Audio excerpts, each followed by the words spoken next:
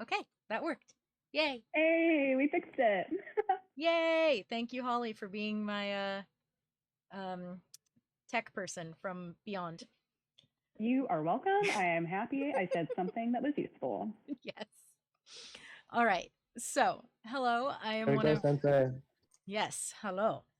I am one of the six, I think we just established, dungeon masters for Mediocrity. Um, my name's Soren. My pronouns are he, him. And the way that this is going to work is I'm going to ask that, and wow, I don't need to. You all muted already, which is awesome. If you have a question, just unmute or type in the Discord game room chat saying your question or turn on your camera and wave at me, whatever. However works for you. The entire goal of this is once again to have condensed the player's handbook into a digestible PowerPoint that hopefully will make sense to you guys. So, without further ado, here's D&D 101, the basics, which in some cases is not so basic. First things first, what do you need to play Dungeons and Dragons? Very, very little, actually. What you need are a character sheet, some friends, and dice. You don't need as many dice as I have. I have too many dice. I'm what we call a dice goblin. So, one of the questions that comes up quite often is what are the dice? First of all, let's start with a d4. This is going to be your little caltrops, the pyramid shaped ones. They're used in a lot of different things that are in relation to D&D. You can use them for spells like guidance or bless. They're how you get your healing potions. A handful of weapons use them as their damage die.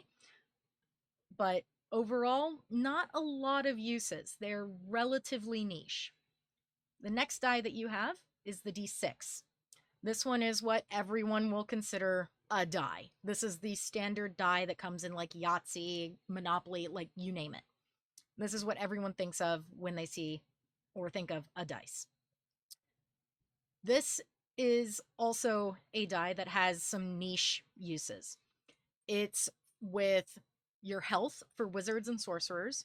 It's going to determine all of your ability scores, which we'll get into in a bit. It is the damage die for the famous fireball, the famous sneak attack, and a handful, actually not a handful, most of the weapons in Dungeons and Dragons. Next, we've got the D8, which looks like two pyramids touching butts. It's a little bit more niche, but the uses for the D8 are going to be for most of your spellcaster's health that isn't a wizard or a sorcerer. Your monk and paladins are also going to use them for varying things. Longswords, if you wield them one-handed, and battle axes, rapiers, longbows, all sorts of fun things. The next one we have is a D10. The D10 is a very special die because you can have some that have numbers from 1 through 10, or they can be percentile dice. And if you use them for percentile dice, they can count as D100s. So, what does that mean? I don't want to lie to you about what dice look like, so I'm going to pull out a actual die in front of me here because I have a set sitting right here. But please, all of you, thank you. I grabbed all of the dice except for the other percentile somehow. There it is. So some of them have just the numbers on them. Some of them are going to have the numbers followed by a 0. If they have the 0, those are your tens. And if you roll them at the same time, the others are going to be your ones place. They're super useful, and not everyone has a D100 laying around. But these often get mixed up as D8s sometimes. What are they used for? Fighter health, paladin health, ranger health, and a small list of weapons. Longswords if you use them two-handed, which matters. And the famous Eldritch Blast, which is for warlocks only. Next, we've got the D12. It is not a D20. I know it looks like one. It's not. It's a very common mistake to make. I did it too. It's all good. What's it for? Literally only these three things. It determines barbarians' health, the damage for great axes, and lances. That's it.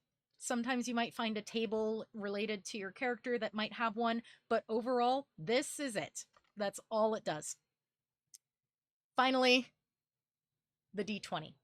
The D20 is the fate decider. It's the thing that does everything in D&D. It's, if you're asked to be making a roll, you're rolling a D20 99% of the time, unless told otherwise. Well, character sheet. That's the next most important thing. But you needed to know about the dice because the dice are going to influence everything on your character sheet. So, what goes into a character sheet? A lot. You've got your race, your class, your alignment, your background, your ability scores, proficiency bonus. There's so many words that I could continue to say that will mean nothing to you yet. Because most of you have not even rolled a d20 before.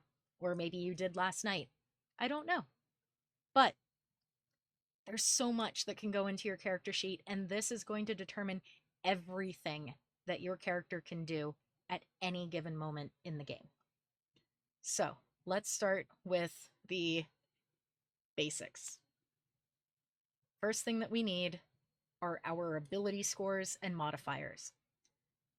These are going to be strength. We'll start with strength. Strength is, can you crush a tomato? That is the best way to describe strength. This is going to determine everything related to squishing things, crushing things. You know, your brawn. It's going to measure your natural athleticism and your bodily power, and it's going to determine if you can do unarmed strikes, how well you can hit things, your ability to jump, and your attacks with things like great axes or great swords, and it's going to determine your athletics.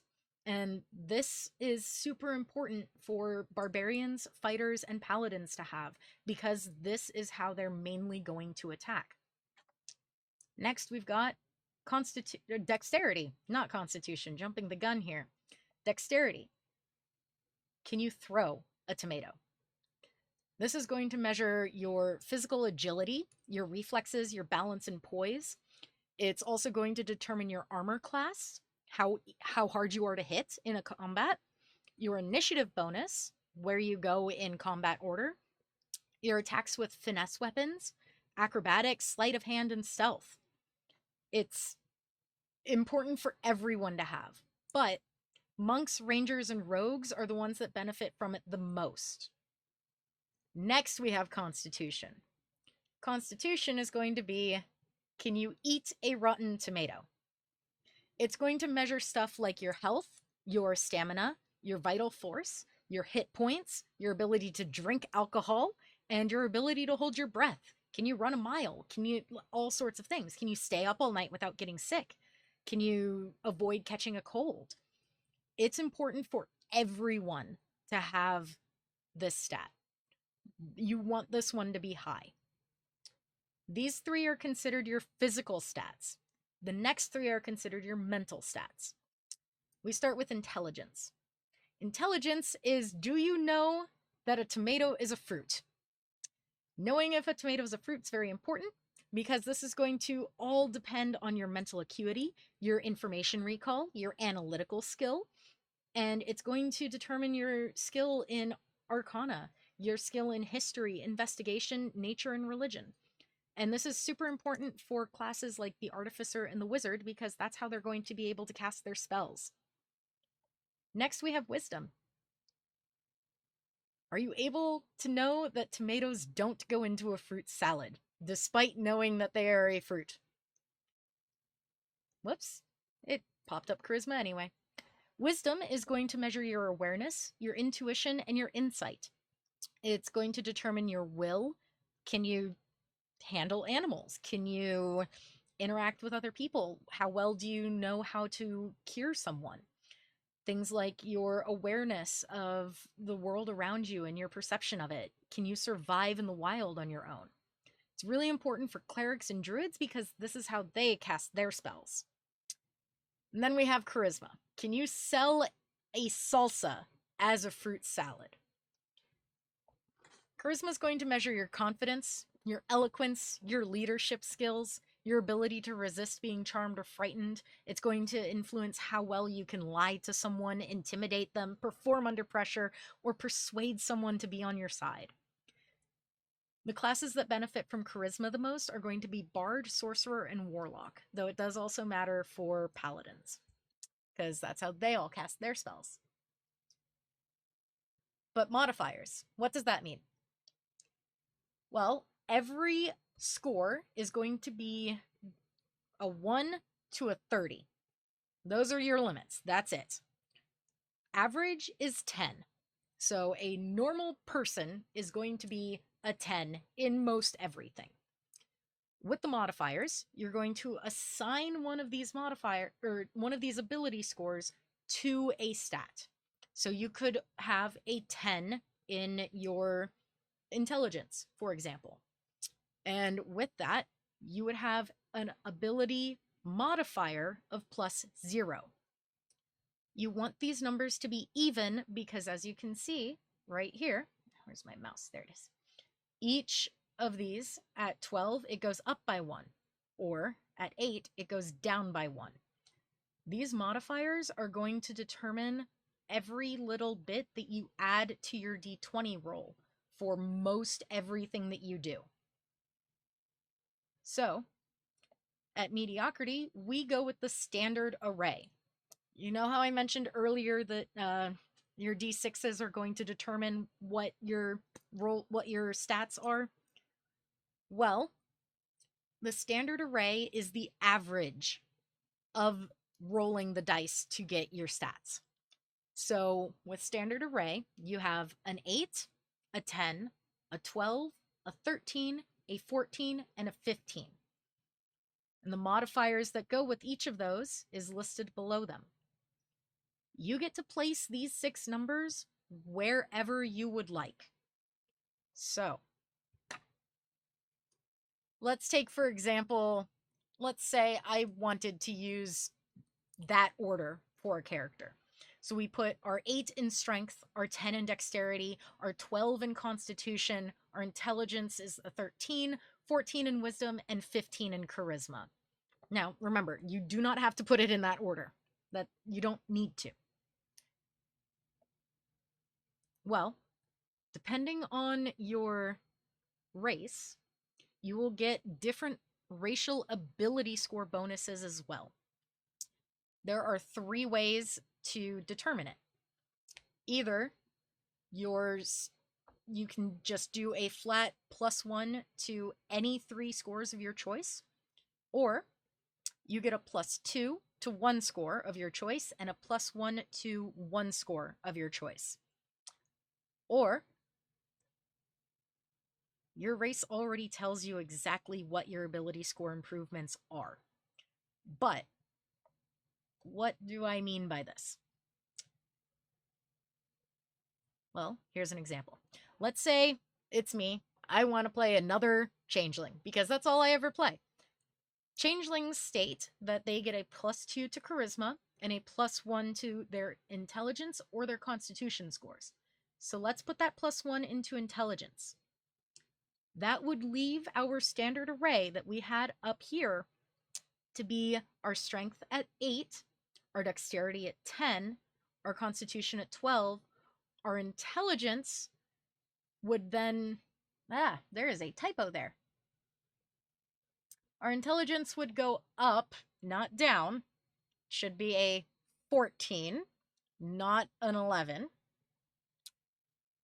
And our charisma would be a 17.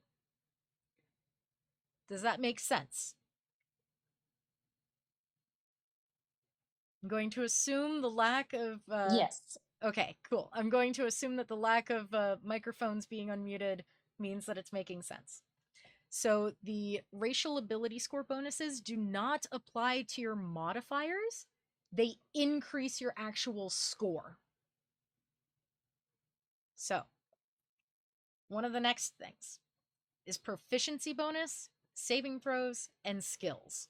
This is where we actually take those modifiers and start applying them to things. These are going to be how you actually do stuff.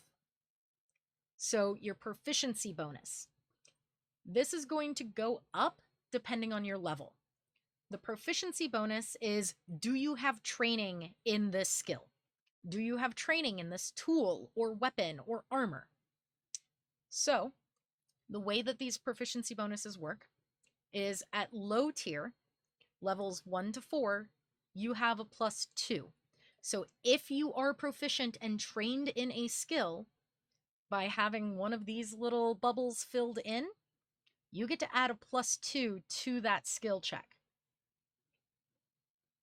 Next, we go up to tier 2.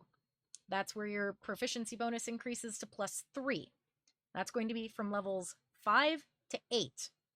That's where you guys are at right now in the Meadiocrity games as of recording this. Everyone is level 8. But just for fun, I'm going to show you the rest of this chart. It goes up at level 9 to +4. And then once you hit level 11, you start getting into tier 3. The higher the tier, the more difficult the combat is going to be. And the more complicated everything is going to be because you guys have really cool abilities. And you don't get to tier 4 until you're level 17, which is when you unlock level 9 spells, which I will get into in a bit. Maximum you can ever go is level 20. So, what are saving throws?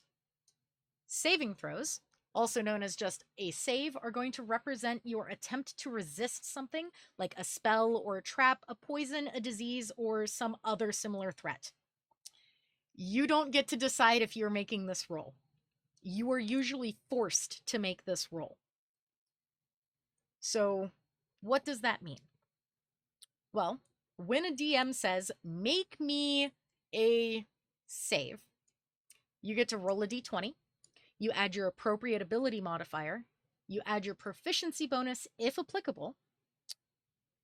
And then, remember, every class gives proficiency in at least 2 saving throws. They can be modified with situational bonuses or penalties, and they can be affected by advantage and disadvantage. Those are going to be words that you're going to hear a lot. So, for example, let's say I am playing a changeling artificer, because that's what I do. As an artificer, I would get proficiency in my intelligence saving throws and my constitution saving throws. So, if we use those stats from before, I would get to add a +2 or a +3 or +4, depending on what level we are, to those numbers. And those numbers, those modifiers, are all based on, let's go back. This is what I get for doing this. So intelligence we said is a 14 because that's a typo. 14 is a +2. Proficiency bonus is +3, let's say. We're level 8. So I would have a +5 to my intelligence saving throws at this level. So why would a DM ask you to make an intelligence save? They're probably throwing some psychic magic at you. That is the main reason to make an intelligence save. But you have this thing called a difficulty class. This is going to be the save DC for short. It is going to be the number that you have to roll higher than in order to succeed. This is always going to be determined by the effect that causes it. So maybe it's a spell, maybe it's a natural effect, maybe it's a natural ability that a creature has. The result of a successful or failed saving throw is also detailed in the effect that allows the save to even happen in the first place. Usually a successful save will mean that a creature suffers no harm or reduced harm from the effect. So, for example, with Fireball, the classic wizard spell that everyone knows, if someone casts Fireball on you, you will have to meet a dexterity saving throw with a difficulty class of, let's say, 15 because of their spellcasting modifiers, which I will get into in a bit. If you roll a dexterity saving throw and you add your dexterity modifier, I believe this hypothetical changeling of mine had a +2 to theirs. I'm not sure anymore. You would roll a d20, add +2, and see what happens. If you roll higher than the difficulty class, then for fireball, you only take half the fire damage. If you fail it, you take all of the fire damage, which is a lot. But I keep saying that all of these all of the skills have to do with those 6 attributes that we mentioned earlier. Strength is going to only determine your athletics. Dexterity has 3: acrobatics, sleight of hand, and stealth. Constitution doesn't have any. Arcana, history, investigation, nature, religion, all intelligence based. Wisdom is going to encompass your animal handling, your insight, medicine, perception, and survival. And charisma, deception, intimidation, performance, and persuasion. And you can just barely see it, but all of these are listed right next to the skills that you have as well. What's that mean? That means that you're going to use your modifier from before to determine what your bonus for each of these skill checks is. So that changeling with the +2 would have a +2 in Arcana and history and investigation and nature and religion, unless they have proficiency. Then you're going to add the +3 as well. So with that, that's not a bad bet. But skill checks are going to be only when you're asked. If a DM asks you, make me a perception check, that's going to determine if you can see something. But let's get into what all of these actually mean. So let's start with strength, because it's the easiest one to do. Strength checks are going to be with athletics. That's going to be all of your climbing, jumping, swimming. Can you avoid getting pulled underwater by someone else that's swimming alongside you? Or can you climb up this sheer cliff without any handholds? Things like that. Some other strength checks might be something like, can you break free of some bonds? I don't know. Roll for it. But strength also determines your attack rolls and your damage, primarily with melee weapons. So weapons like maces, great axes, great swords, battle axes, or javelins are all melee weapons that are going to use your strength, which means that you're going to take your strength modifier. For this changeling, it was an 8, so a -1, and apply that to all of your attack rolls. So your attack roll with this changeling artificer would be a d20 -1. So if you roll a 15, your total's 14. Not bad. Strength is also going to determine your lifting and carrying. These are rules that not a lot of people pay attention to because they're cumbersome. Your carrying capacity is going to be a weight in pounds that equal 15 times your strength score. So 8 times 15, someone else do that math. I'm not a math person, despite really liking D&D. It's also going to determine how much you can push, drag, or lift. You can push, drag, or lift up to twice your carrying capacity or 30 times your strength score. And while pushing or dragging weight in excess of your carrying capacity, your speed drops to 5 feet. Speed is going to be how many feet in a turn you can go. And size and strength. If you're a large creature, you can carry more stuff, but if you're tiny, you can carry half as much. Most all creatures that are player characters are going to be medium. The biggest that you can be is medium, unless you are turned into a larger creature. But you can be tiny, you can be small, depending. Dexterity. Dexterity checks are going to be things like, where did my cursor go? Acrobatics. Your balance. Can you do cool flips? Things like that. Sleight of hand is going to be things like lock picking, pickpocketing, card tricks, things like that. Think, sleight of hand card tricks. That's what sleight of hand is. Then you've got stealth, you're sneaking around, and other dexterity checks like, I don't know, can you cool flips? That's usually what it is. Things like that. It also determines your initiative, which also counts as an ability check. Your initiative is when you go in a turn order during combat. So you would start by rolling a d20 and adding your initiative bonus, which is going to be your dexterity modifier. That's it. No one gets proficiency in it. Some characters can add extra bonuses to it depending on what they're playing, depending on their class, stuff like that. But that's how you determine whose turn it is in combat. Then you've got your dexterity attack rolls and damage. Dexterity is only usable on ranged weapons like slings, longbows, guns, etc. Or on very few melee weapons. Melee weapons that can use dexterity have one of two properties. Finesse, which will allow you to use your dexterity score or modifier instead. So daggers, rapiers, scimitars, short swords, and whips. You can choose whether you use strength or dexterity. It's going to be whichever one is higher. Or thrown. Daggers and darts are the most common here. But if it has the thrown property, you can use your dexterity instead of your strength.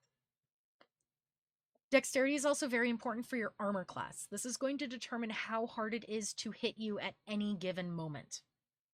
So if you aren't wearing armor, you're an unarmored boy, the average is going to be 10 plus your dexterity modifier. That's what everyone is going to start out with. Unless you're a barbarian or a monk, in which case you get to add your dexterity modifier and your constitution or your wisdom, depending on if you're a barbarian or a monk. You cannot add extra armor to this. So armor comes in 3 flavors. You've got light armor, medium armor, and heavy armor. And depending on what you want to wear, your armor class is going to differ for each one. So here's what we got. If you want to have the coolest, best defense that you can, you would want plate armor, just based on numbers here alone, because that's going to give you an armor class of 18. That means that to hit you, an enemy is going to have to roll an 18 or higher on a d20. But that's assuming that they don't have any bonuses. The higher your armor class, the harder it is to hit you. The lower your armor class, the faster you will probably die. But you can always get upgrades to your armor. And one of the other things that you can do is get a shield, which gives you a flat +2 to your armor class at any given point in time. So, next, we have Constitution. Constitution checks don't really exist, but they're going to model your attempt to push beyond your normal limits, like holding your breath or going without sleep, quaffing an entire stein of ale in one go, march or labor for hours without rest, survive without food or water, and avoid getting sick. Usually, you're not going to be asked to make a Constitution check, you're going to be asked to make a Constitution save, because again, it's resisting weird shit in plainest of terms. But Constitution also determines your hit points. So, every time that you level up, starting at level 1, you get a hit die. That is the amount, that is the size of the die that is going to determine your hit points. You're going to take the maximum number for your first level and then add your Constitution modifier. And that's how many hit points you have. So that Changeling Artificer, I believe they had a, +1? So at level 1, they had a hit die of 8 +1. They have 9 hit points. That's pretty easy to kill. But as you level up, if you get more changes to your Constitution score, you get to add more hit points to your total. Does this make sense so far? Because I know that hit points always confused me when I first started. I'm going to take the lack of microphone unmuting as a yes, it makes sense. And or a yes, we all know how to do hit points. Yes. All right. On to intelligence then. Intelligence checks. There's a lot. They're going to be used for your logic, your education, your memory, and deductive reasoning. So you've got Arcana, which is going to recall lore about spells and magic and the planes of existence and magical traditions or eldritch symbols, magic items, stuff like that. Then you've got history, which is all about recalling lore about history, historical events, legendary people, ancient kingdoms. You get the idea. Investigation is a tricky one. It's actually going to be all about looking for clues. It's going to be if you can find hidden objects, if you can detect traps, find ancient knowledge in a very heavy book.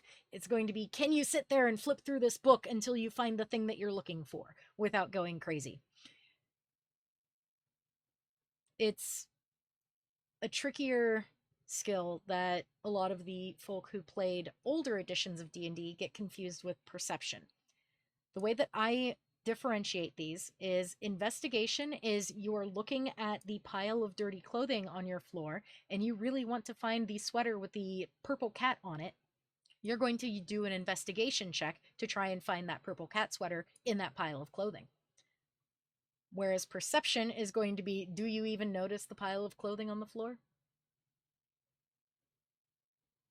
Next, we've got nature. It's going to be your way to recall lore about the terrain, plants and animals, weather, natural cycles.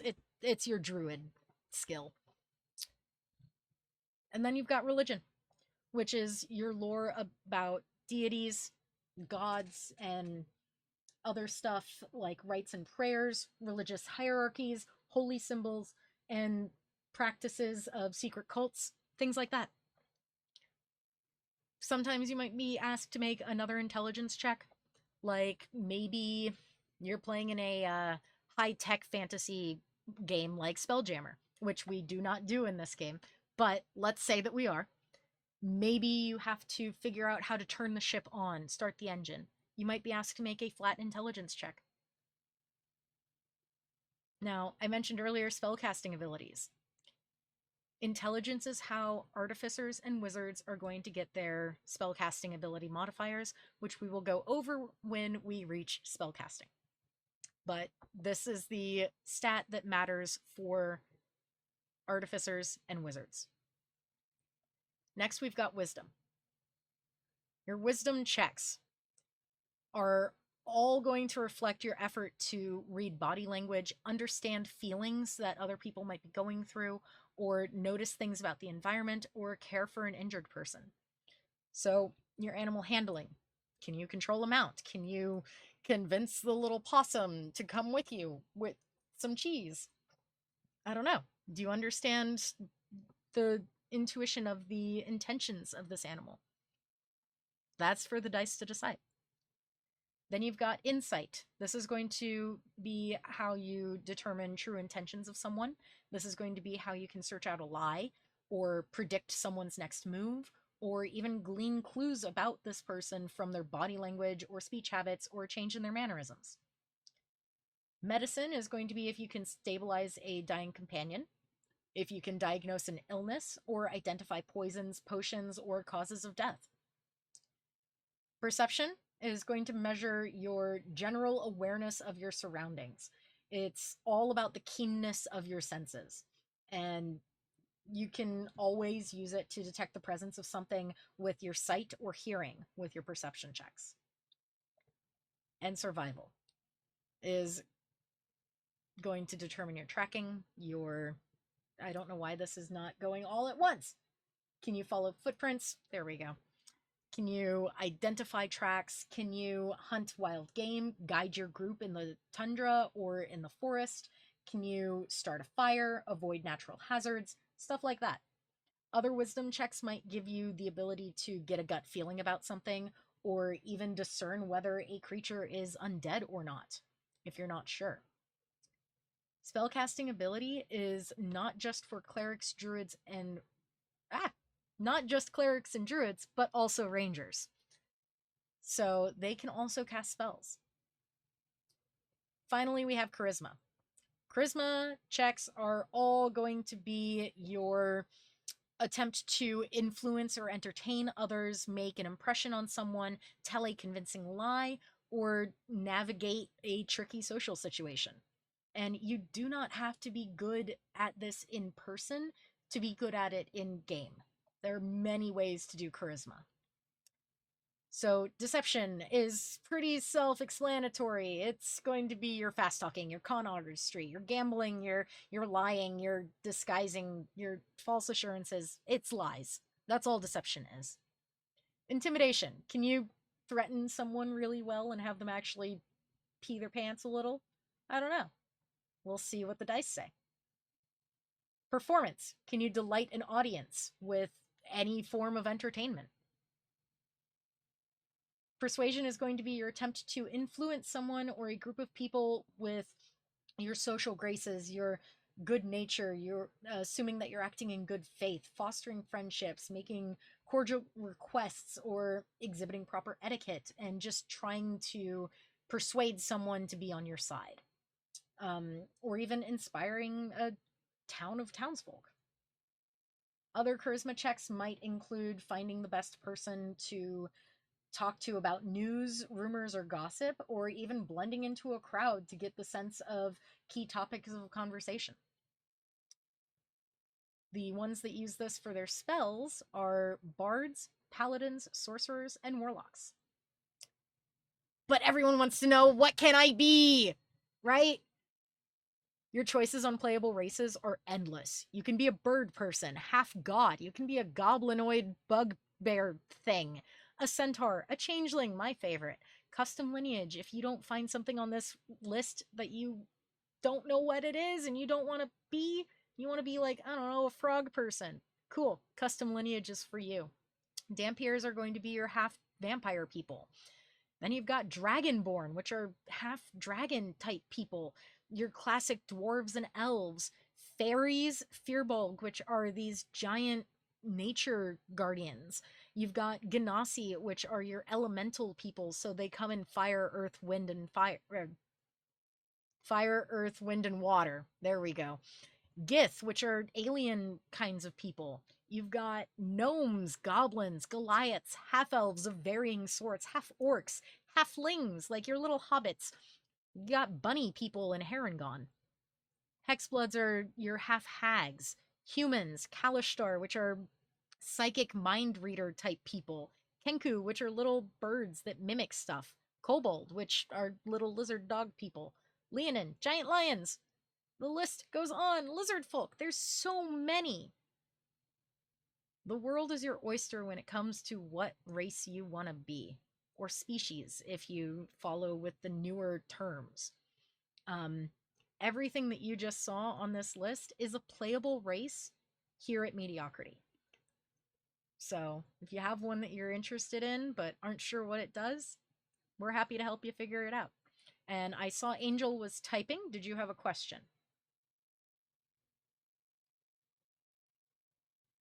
You can unmute if you would like.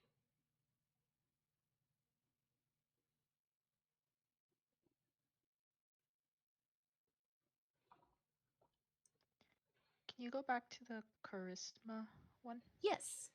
I just want to see. I can. No. It wasn't nothing important. Okay.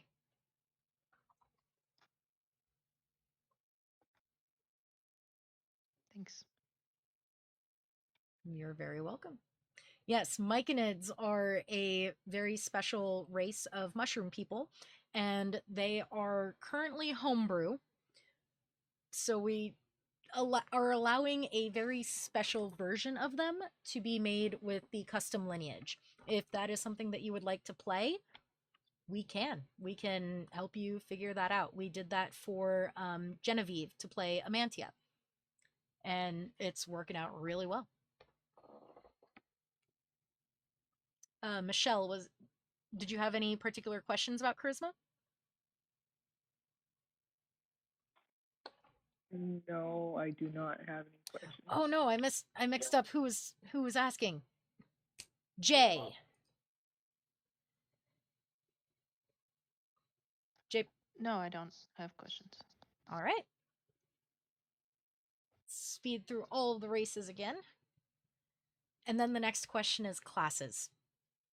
I keep mentioning classes. There are 13 classes that are playable, but Wizards of the Coast has divided them up into four different categories. You've got experts, which are going to be polymaths who have the expertise feature and elements of other classes. The expertise feature allows you to add your proficiency bonus twice to different things. So, for example, you might have expertise in persuasion, for example. That means that you would get to add your proficiency bonus and your modifier and your proficiency bonus again. Then you've got your mages. These are adepts of arcane magic focusing on utility and destruction. This is where you're going to find your wizards and whatnot. Then you've got your priests. They're stewards of divine and primal magic focusing on healing, utility, and defense. Then you've got warriors. They are masters of combat who can deal and endure many wounds, and they're really good at fighting. What falls into each of them? Well, your experts are going to be your artificers, your bards, your rangers, and your rogues. Mages are going to be your sorcerers, warlocks, and wizards. Your priests are going to be clerics, druids, and paladins. And finally, the warriors are going to be barbarians, fighters, and monks. So what do each of those mean? Well, again, there's 13. 14 if you count blood hunters, but they are a special thing that I'm not going to get into right now. So, there's 13 of these. Where do you want to start? This is where audience participation matters now, is going to be the classes, because I don't want to focus on every single class if you guys aren't interested in what a monk can do.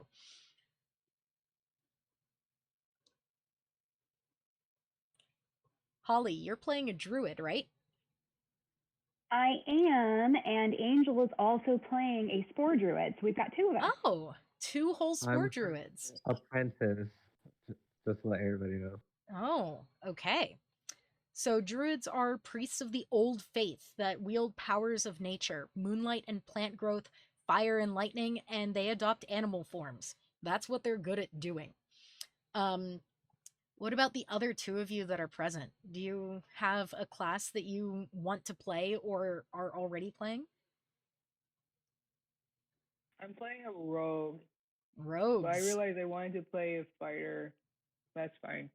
Fighters are enjoying really good. rogues. If you want to play a fighter, we can help you fix that.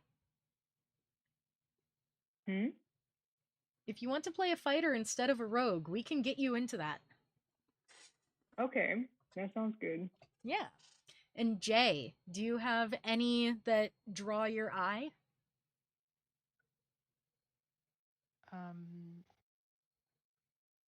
Yeah, I was thinking rogue. Rogues. Rogues are really good. So rogues are all about stealth and trickery to overcome obstacles and enemies. But in more simplistic terms, for druids, we've got hippies, nature lovers, power from nature. For fighters, they're actually the most common class that people play because they're the easiest to learn and they're the simplest. They've got the basics, which is not a bad thing. That's fine. Rogues are going to be your thieves, your sneaky people, and your skill monkeys. So if you're into the whole idea of massively multiplayer online games, skill monkeys, they're good at everything. They're good at all sorts of things. That's why rogues are considered experts. So, again, we're going to only focus on druid, fighter, and rogue since those are the three that you guys are interested in. Your hit die for druids are going to be a d8. Your primary ability that you want to have be the highest is wisdom. And the main role for a druid is going to be a healer, though you do not have to follow that. Fighters have a hit die of d10. Your primary ability is going to be strength or dexterity, depending on how you want to play. And your main role is going to be damage output. You're a DPS. Rogues, you also have a hit die of d8. Your primary abilities are dexterity and intelligence, because you want to be able to be good at finding traps and making sure that you're not picking a lock that's going to explode in your face. And they're really good at being a skill monkey. They're good at being all sorts of stuff, much like bards. And then, what was my next slide? Proficiencies. Every class comes with a set of proficiencies that you get to choose from. So you automatically get 2 in your saving throws. You don't get to pick more. So for druids, you are automatically proficient in intelligence and wisdom saving throws. As a fighter, you're automatically done with strength and constitution saving throws. And for rogues, it's going to be dexterity and intelligence. And you get to pick what skills you are trained in specifically out of the long list of things that we went over earlier. It looks like rogue has something that is cut off, which I believe is sleight of hand and stealth. Oh dear. But you get to pick 4 as a rogue from acrobatics, athletics, deception, insight, intimidation, investigation, perception, performance, sleight of hand, or stealth. That's a lot. You get to pick 4. For druids, you get to pick 2 out of arcana, animal handling, insight, medicine, nature, perception, religion, and survival. And for fighters, you get to pick 2 from acrobatics, animal handling, athletics, history, insight, intimidation, perception, and survival. And then you also get proficiency in weapons and armor. The armor proficiencies means that you can wear it without penalty. This means that you can just whip on the light armor if you are proficient in all 3 of these would be proficient in light armor. But if a rogue chose to wear medium armor, you wouldn't get to add your modifiers to it. If a druid tried to wear heavy armor, you wouldn't be able to cast spells in it because you're not proficient in the armor. You won't get the bonus from the armor class if you aren't proficient in shields. With the weapons, on the other hand, this means that you get to add your proficiency bonus to your attacks, but not the damage. This means that you get to roll a d20, add your relevant strength or dexterity modifier, which for rogues is going to be dexterity because you want to use a dex-based weapon. Or with druids, it might be your shillelagh, which is going to be strength-based. And fighter, it's up to you.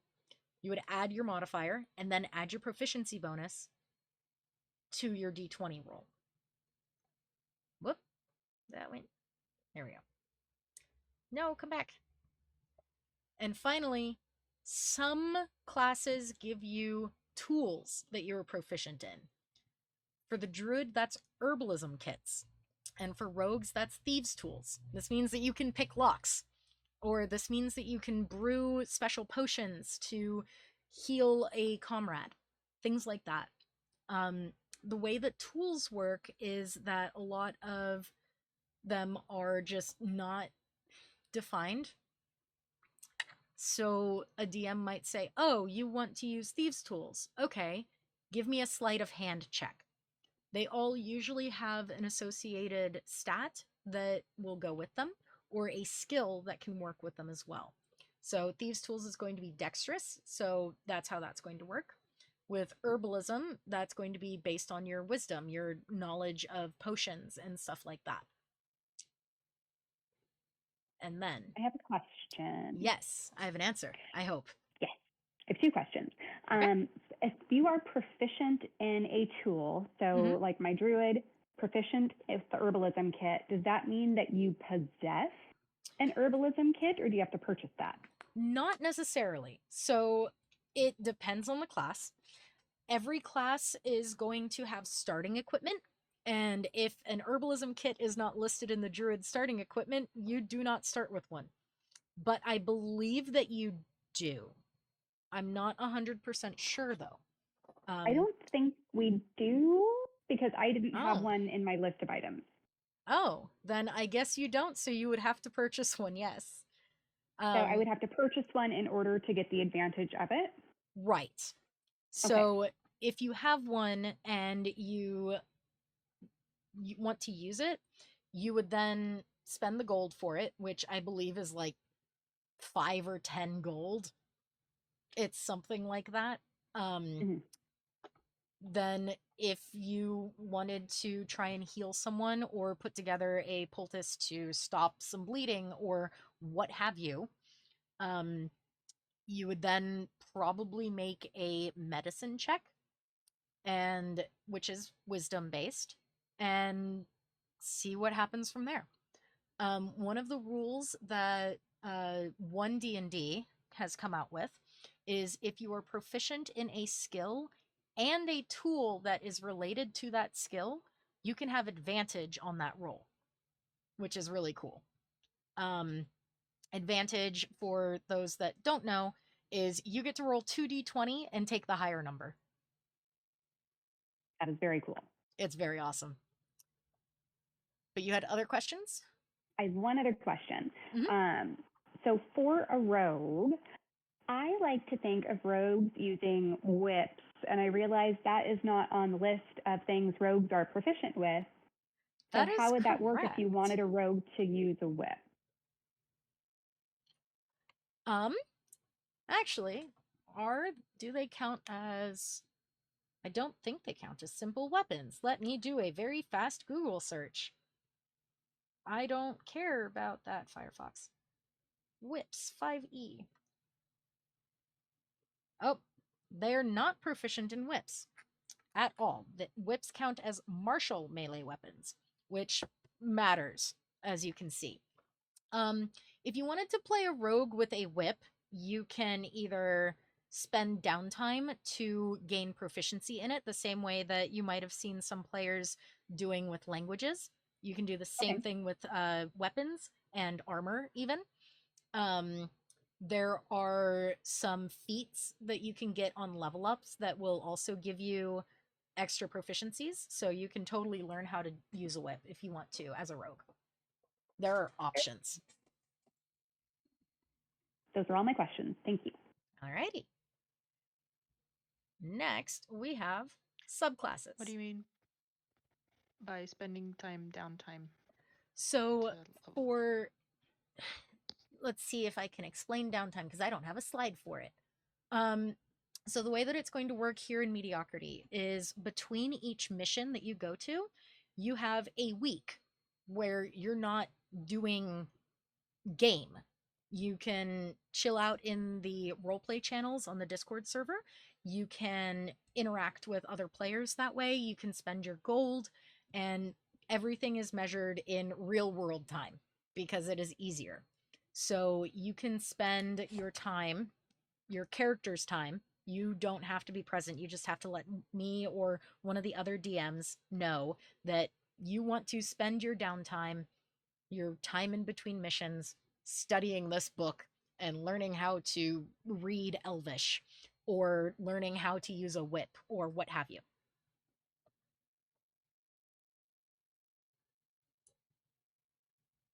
Okay.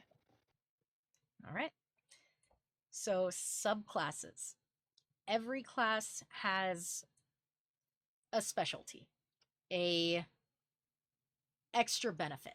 They all have their own special abilities, but they have even more specialized stuff that they can get into. So every druid will know how to turn into an animal, but not every druid will know how to manipulate dreams or navigate specific parts of the land or spew spores to inflict necrotic damage on your enemies like you two do. Not every druid's going to be able to do that.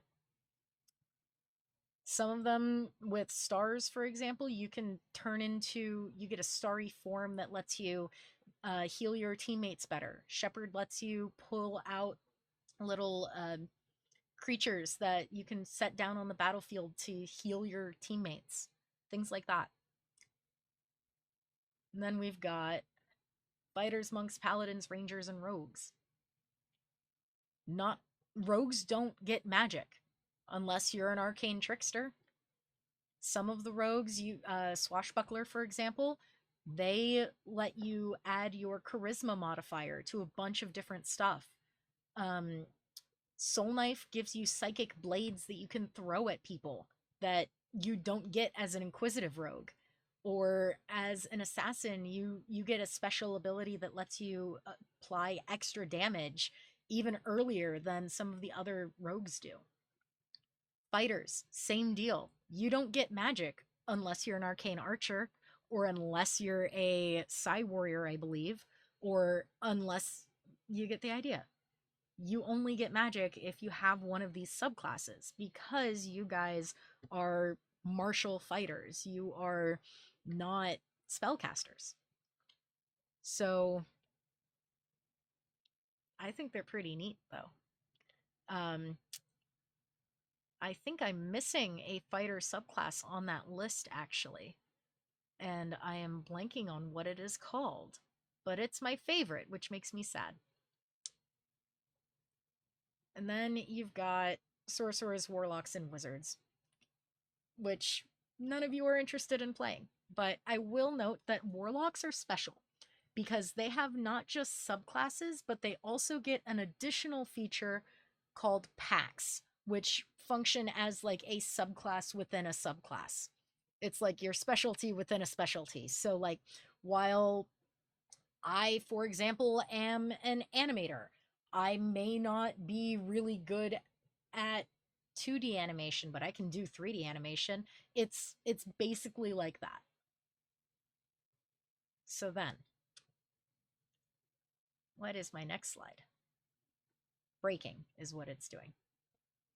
Why is it breaking? Oh no, my slideshow is crashing. Do, do, do, do, do, do. There we go. Now I have to go back a couple slides. Please work. Ah. This is what I get for having put so many animations on this.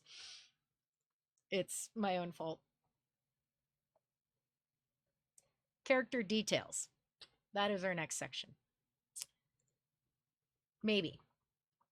Come back. This slide is important.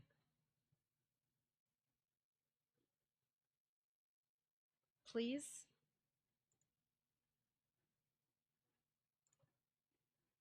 I super know how PowerPoint works.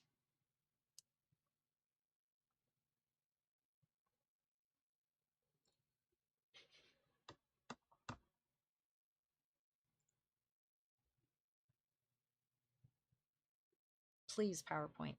There we go. So, alignment. That is a thing that everyone wants to know when it comes to D&D. Here's another audience participation moment.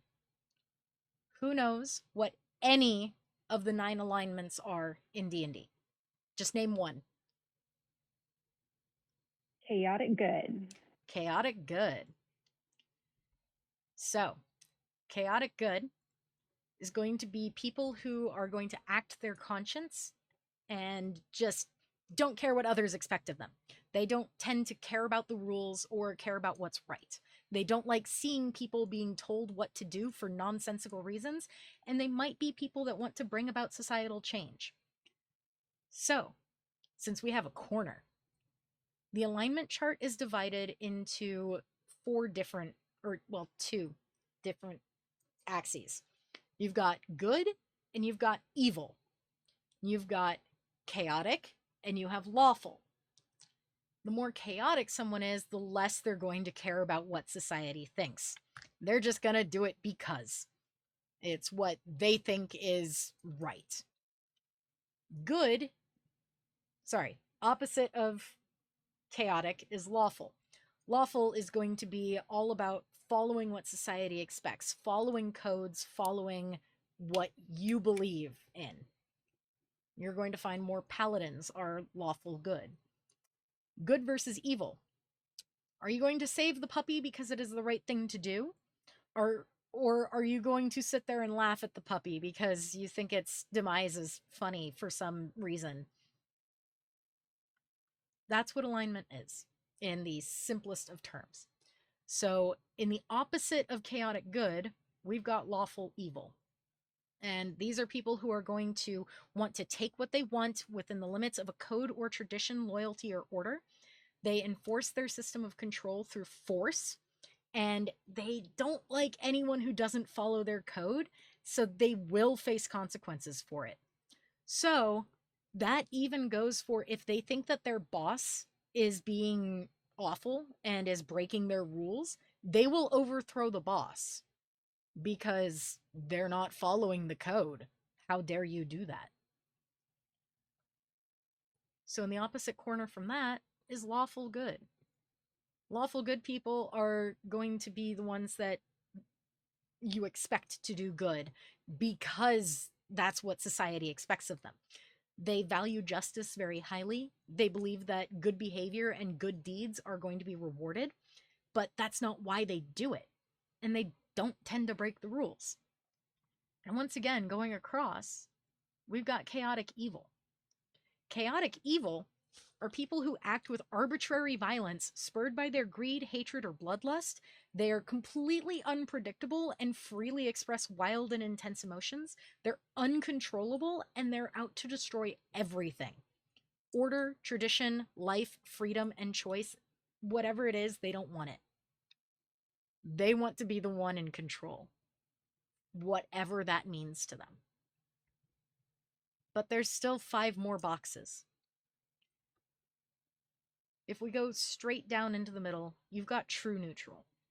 These are people who prefer to steer clear of moral questions. They don't like taking sides, and they don't care about the rules, but they also don't want to rebel against them, and they just go with what's convenient. Usually druids fall into this bucket.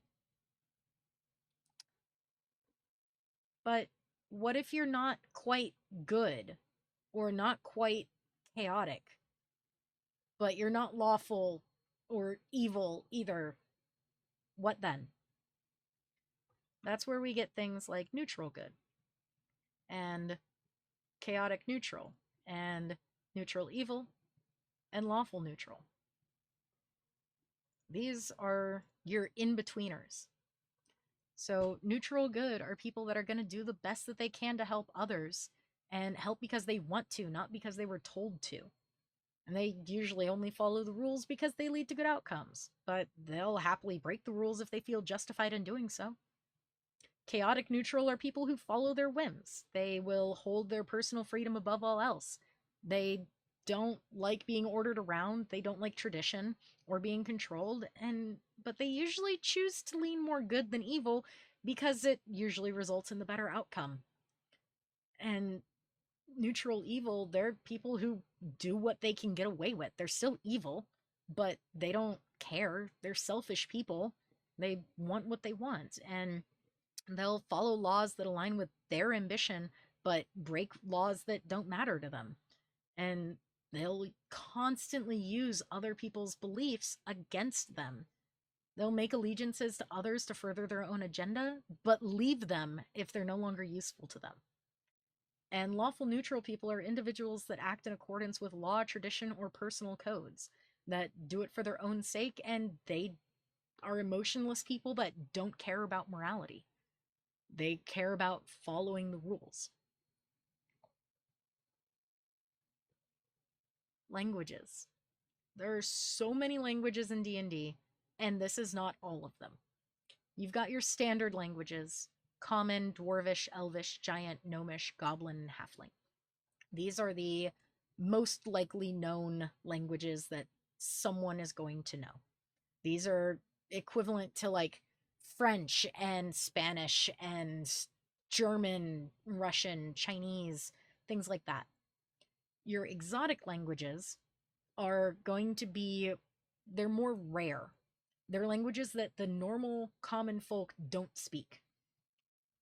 You're going to get languages like Primordial, which is only spoken by elementals. You've got Sylvan, which is for the Fae. You've got Abyssal for demons, but Infernal for devils because there's a difference. Things like that. They're more akin to like, how many people do you know that speak Latin for fun? Or know the ancient language of Egyptian hieroglyphics? That's what you can equate the exotic languages to. And every race gives you at least common and at least one more. And then your background is going to give you more. There are so many backgrounds in Dungeons and Dragons.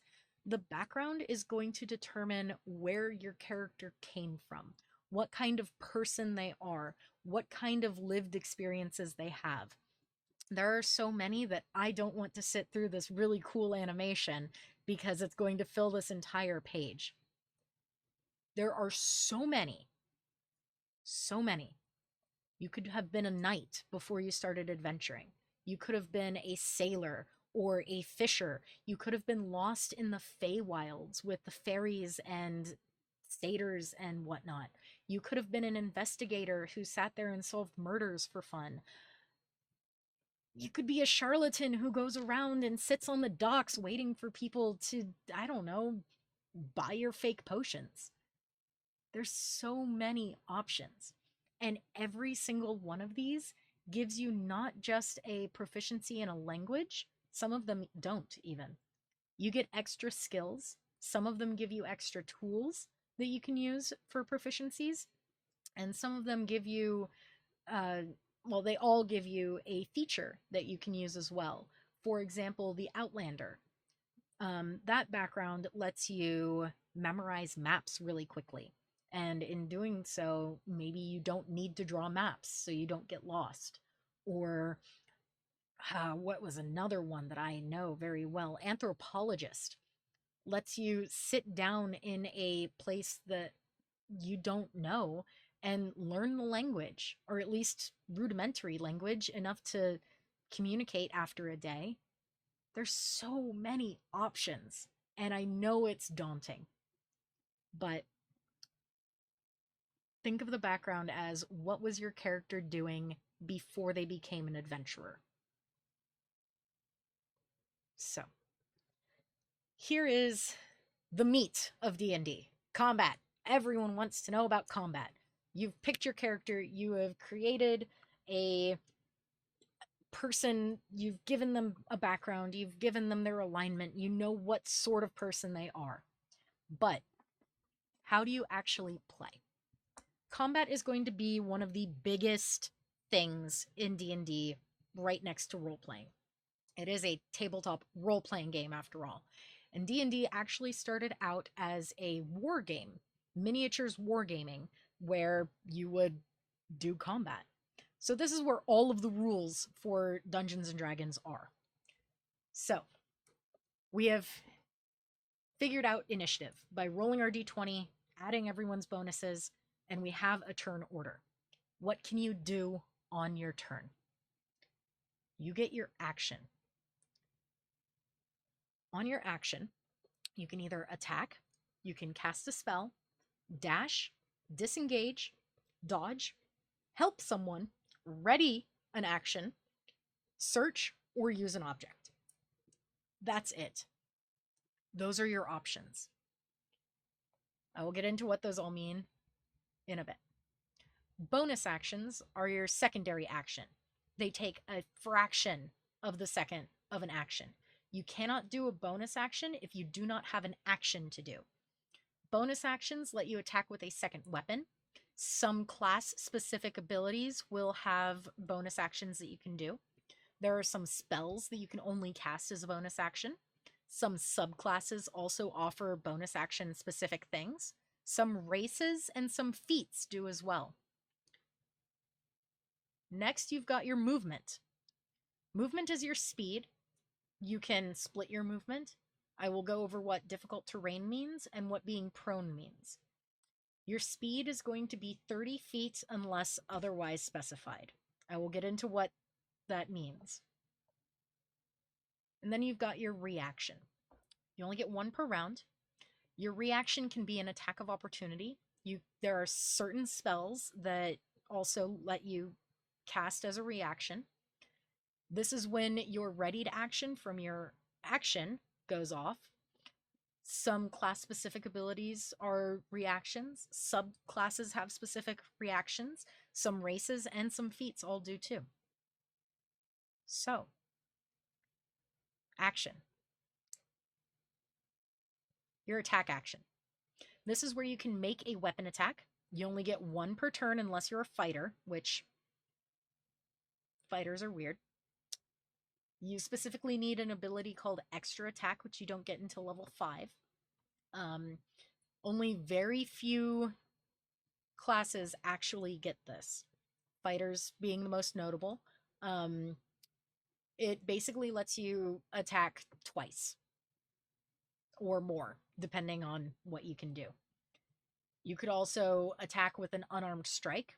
You could try and grapple someone. You could try and shove someone.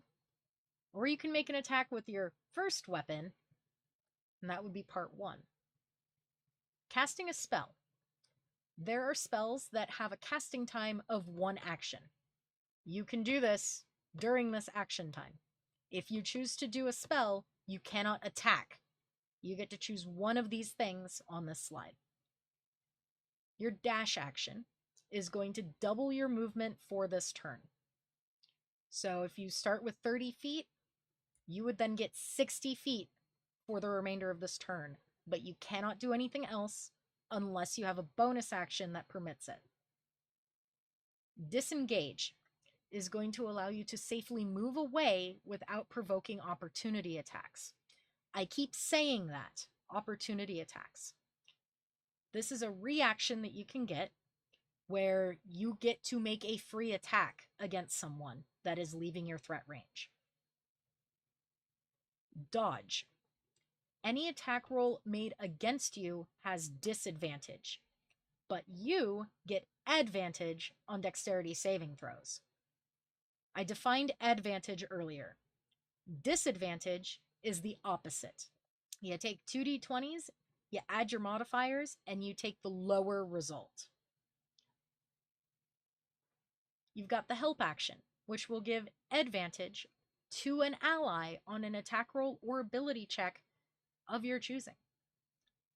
But the creature that you help must be within 5 feet of you. Then you've got the ready action. You get to choose an event that is likely to happen before your next turn starts. You have to then specify what you want to do when that trigger happens. And once that trigger occurs, you can use your reaction to do it. For example, let's say we are fighting a handful of goblins. They are too far away for me to hit. Let's say I want to ready an action, an attack, for when a goblin is within 5 feet of me. I want to hit it with a sword. If that goblin gets close enough to me before my next turn, there we go. I can attack it. Next, we've got search. This is going to be your attempt to find something, so you may have to make an investigation or a perception check as your action. Or use an object. When you draw a sword, this is a free thing. You are already using an action, using an object. But if an object like a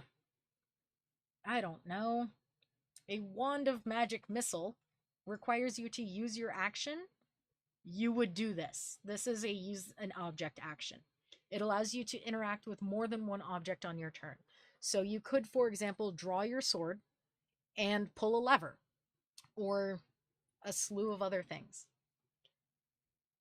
But how do you actually attack before we get into bonus actions? Attacking is fun. First, you have to choose a target. You get to pick a target within your attack's range, a creature, an object, or a location. Range is usually 5 feet for melee, and if your weapon, like a whip, has reach, you get to add an additional 5 feet, so 10 feet. Now, ranged weapons have 2 numbers on them.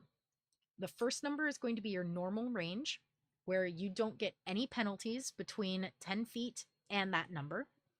The second number is long range, and between the first number and this number, you are going to be rolling at disadvantage.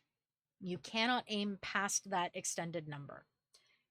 But if you're using a ranged weapon or casting a spell with a range, you have disadvantage on an attack roll if you are within 5 feet of a hostile creature who can see you and isn't incapacitated. I'll go over what incapacitated means, do not worry. What does 5 feet actually mean?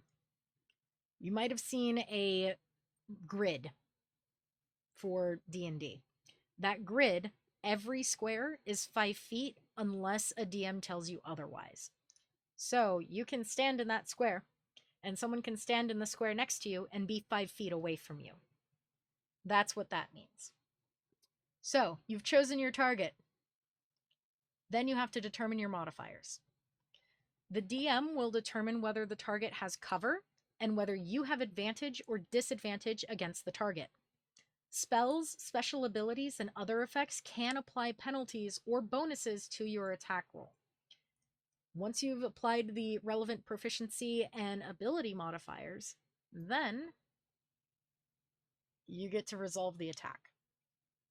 The attack roll is going to be a 1d20 plus the relevant modifiers that you figured out in number 2.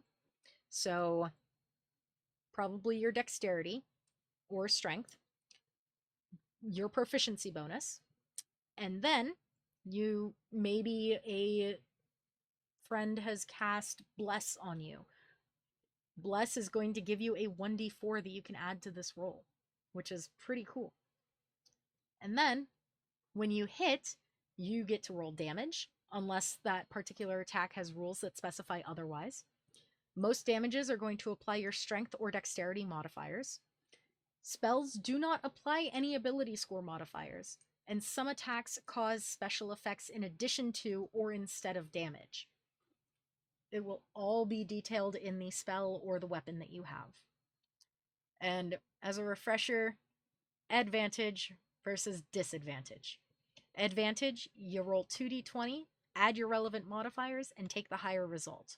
Disadvantage is roll 2d20, add the relevant modifiers, and then take the lower result. And I mentioned cover. What's that mean? That means you can get better armor class sometimes and bonuses by hiding behind walls or wood or trees or even friends. Half cover is going to give you a +2 to armor class and dexterity saving throws. 3/4 cover is going to give you a +5 to those instead. And if you're in full or total cover, it's going to break your line of sight. You cannot be targeted and you cannot be seen, which is super beneficial if you're fighting spellcasters. If you are behind a ally, I believe you are counted as half cover. So you automatically get a +2 to your armor class. Next, we have bonus actions. Bonus actions are, again, a fraction of a second. And you can only do this if you do not have access to actions. And I forgot to mention, actions are 6 seconds. Your turn lasts 6 seconds to your character. Anything you can do in a vine, you can do in a combat round in D&D. That's what you can do. Bonus actions. If you don't have actions, you can't do a bonus action. It's in the name. You can do 2-weapon fighting. You can make 2 separate attacks with 2 different light melee weapons. Part 1 has to be in your action. Part 2 gets to be in your bonus action. But both attacks must be made using these light weapons, and to the second attack, you do not get to apply your ability modifier to the damage unless you have the relevant feat or fighting style. You can then throw the weapon or hit someone with it if it has the thrown property. Some class-specific abilities. Very few. This is the full list of class-specific abilities that allow you to do something as a bonus action. So for rogues, cunning action. I don't remember exactly what level it is. I believe it's level 4, maybe 5. You get the cunning action, which allows you to make a dash, disengage, or hide action as your bonus action, which is super neat. Fighters have second wind, which allows you to regain hit points. And druids, you can revert from wild shape as a bonus action. Some subclasses also give you special things to do, but I'm not going to include that here. There are some feats that also give you special bonus actions as well. These are what they are. I don't know exactly what each of them do, but they give you bonus actions. I believe Polearm Master lets you, if you have like a pike or a javelin, you can turn it around and hit someone with the blunt end of the weapon. Or you can cast a spell. Here is the full list of spells that have a casting time of 1 action, or 1 bonus action. But you cannot cast another leveled spell on the same turn you have cast a spell with a casting time of 1 bonus action. I will get into what that means in a bit, even though it will only benefit half of you. Some spells, if you've already cast them as an action, also come with bonus actions that you can do as well. And then, movement. Speed. It's normally going to be 30 feet. There are a couple different kinds of speed that you can have. Walking speed, climbing speed, flying speed, swimming speed, and burrowing speed. Walking is self-explanatory. You walk. Well, they're all self-explanatory. If you don't have a speed in one of these 5 categories, you do not get to move. Your speed is going to be 30 unless there is a thing that changes it for some reason. If you dash, for example, you would get double your movement, so you'd have 60. Your flying speed could come from a broom that you're riding that gives you flying. Maybe you're swimming with some armor that gives you a swim speed. Maybe you have something that lets you climb stuff. It all depends. If you don't have a climbing speed, you will have to make acrobatics or athletics checks in order to climb something. Then you can split your movement. If you want to start in one spot, hit something from there, and then move away, you can do that. You just have to keep track of how much speed you have used, because it is cumulative. You can only move 30 feet per round. That's 30 feet in 6 seconds, remember. If you have multiple speed types, you can swap around on that too. But that's also cumulative. So if you start with 30 feet of walking speed and 60 feet for flying, you can fly 20 feet, land, walk for 10 feet, and you would still have 30 feet left to continue your flying.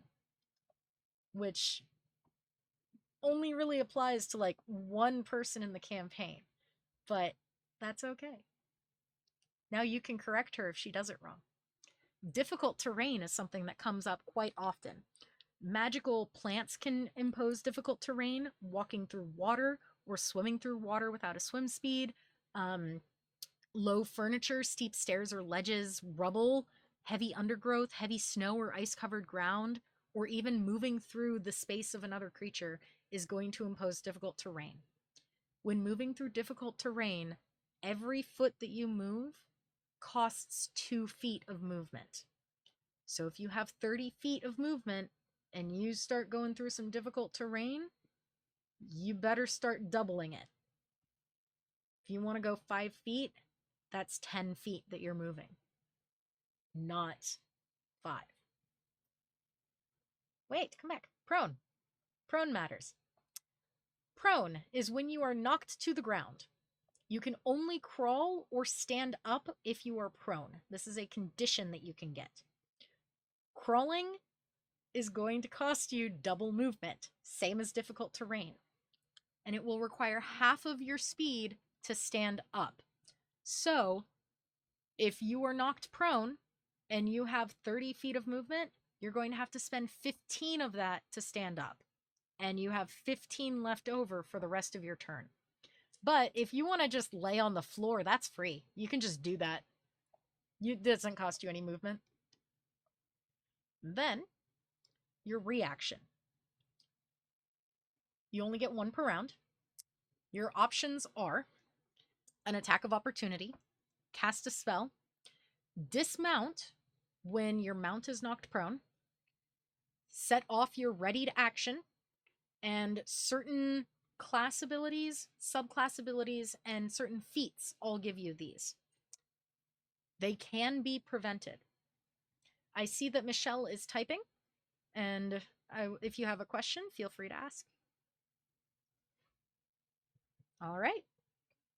I will post this up on YouTube to let you watch the rest of it when you can. Thanks for joining us, Michelle.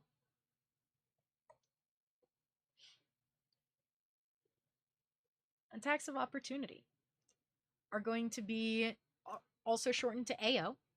They are when you can make 1 melee attack against an enemy that has moved out of your threat range. So your threat range is going to be defined by the space around you. It's going to be defined by your reach. So if you have a weapon that has a reach of 5 feet, if someone moves into 5 feet of you and then moves out of 5 feet from you, that's when you get to attack them. But only with a melee weapon, unless otherwise specified. Casting a spell. You can only cast spells that have a casting time of 1 reaction as a reaction. And again, you only get 1 reaction per round. This is the full list of spells with reaction as a casting time. There's only, what is that, 7? 7. And they all have very specific things that allow you to use them. So absorb elements, for example, you can only use if you take damage from fire, cold, lightning, or a couple others. That's the only time you can use a reaction to use that. Counterspell is only when you see someone casting a spell. Featherfall is only when you see someone falling. Hellish Rebuke is when you take damage. You can make them take fire damage in response. Shield is when you can pop a magical shield to protect yourself. I don't know enough about Soul Cage or Primordial Ward to tell you. Your readied action. This is when the trigger happens from earlier, from your action. And so if that goblin comes up to me, this is when I get to stab him. But you only get 1 attack if you chose to attack. And if you wanted to cast a spell, you would have had to have concentrated on that spell until this moment. I will get into that as well when we go over spells. There are a couple class-specific abilities, but I don't think any of them matter to you guys. Oh, Rogue. Rogue is one of them. Uncanny Dodge. If you take damage, you can just choose not to as a reaction. That's what that does, I think. I'm fairly certain. I don't play enough rogues. And some feats give you this as well. But I have very rarely seen most of these, actually. Warcaster and Sentinel are probably the ones that I see the most. Warcaster allows you to make an attack of opportunity with a spell instead. And then damage. It's Pokemon time. You've got acid damage. And I'm just going to scroll through all of these to make them appear. Stay. You've got acid, bludgeoning, cold, fire, force, lightning, necrotic, piercing, poison, psychic, radiant, slashing, and thunder damage. Those are the only types of damage that you will find in Dungeons & Dragons. And they're pretty self-explanatory, I think. I mean, it's Pokemon. They're damage types. If you have fire, it makes fire. If you have lightning, it makes lightning. Thunder is super audible, and it's going to be very loud because it's thunder damage. Radiant damage is going to be like the power of the sun, basically. Necrotic is a favored type of the undead kinds of creatures, and it's going to start making you wither and die very quickly. Poison and acid are different. Acid melts, poison poisons. And force damage, I actually just recently learned, is pure magical energy focused into a damaging form. That's the only one that I was never entirely sure of. And then you have a couple defenses as well. We've got 3 different kinds that will alter the damage that you take based on the type of damage that you take. So, we've got immunity, we have resistance, and we have vulnerability. This is another audience participation bit. Would you like to take a guess as to what each of these means?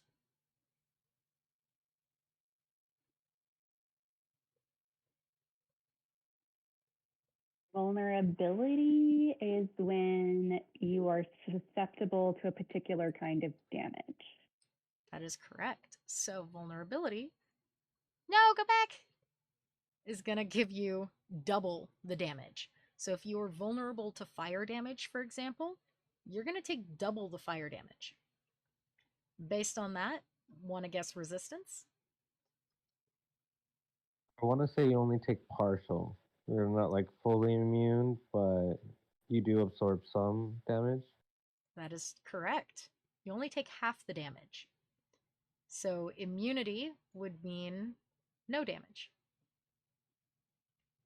Now, what grants these? Very different things. Not a lot of stuff out there is vulnerable to a lot of damage. Mainly some monsters have some vulnerabilities. You guys are most likely not ever going to be vulnerable to any kind of damage. Or immune to any kind of damage. Resistances, on the other hand, you can find barbarians get resistance to all physical damage, which is your bludgeoning, slashing, and piercing damages, while they are raging, because that's what barbarians do. They get mad and they get hard to hit. They take less damage when they're angry. They go Hulk smash.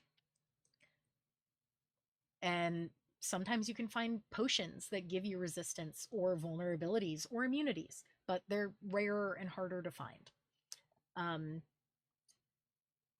You most likely will only ever encounter vulnerabilities for yourself if, say, you are in a freezing tundra and you're super, super cold and you take fire damage from that. The fire might shock your system, something like that.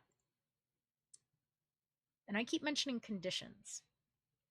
There are a bunch of conditions. So let's start from B, because there aren't any that start with A. You've got blinded, charmed, deafened, frightened, grappled, incapacitated, and invisible to start. Blinded is going to mean that you can't see and you automatically fail any ability check that requires sight. So say farewell to your perception checks based on sight. You could still hear, but that's about it.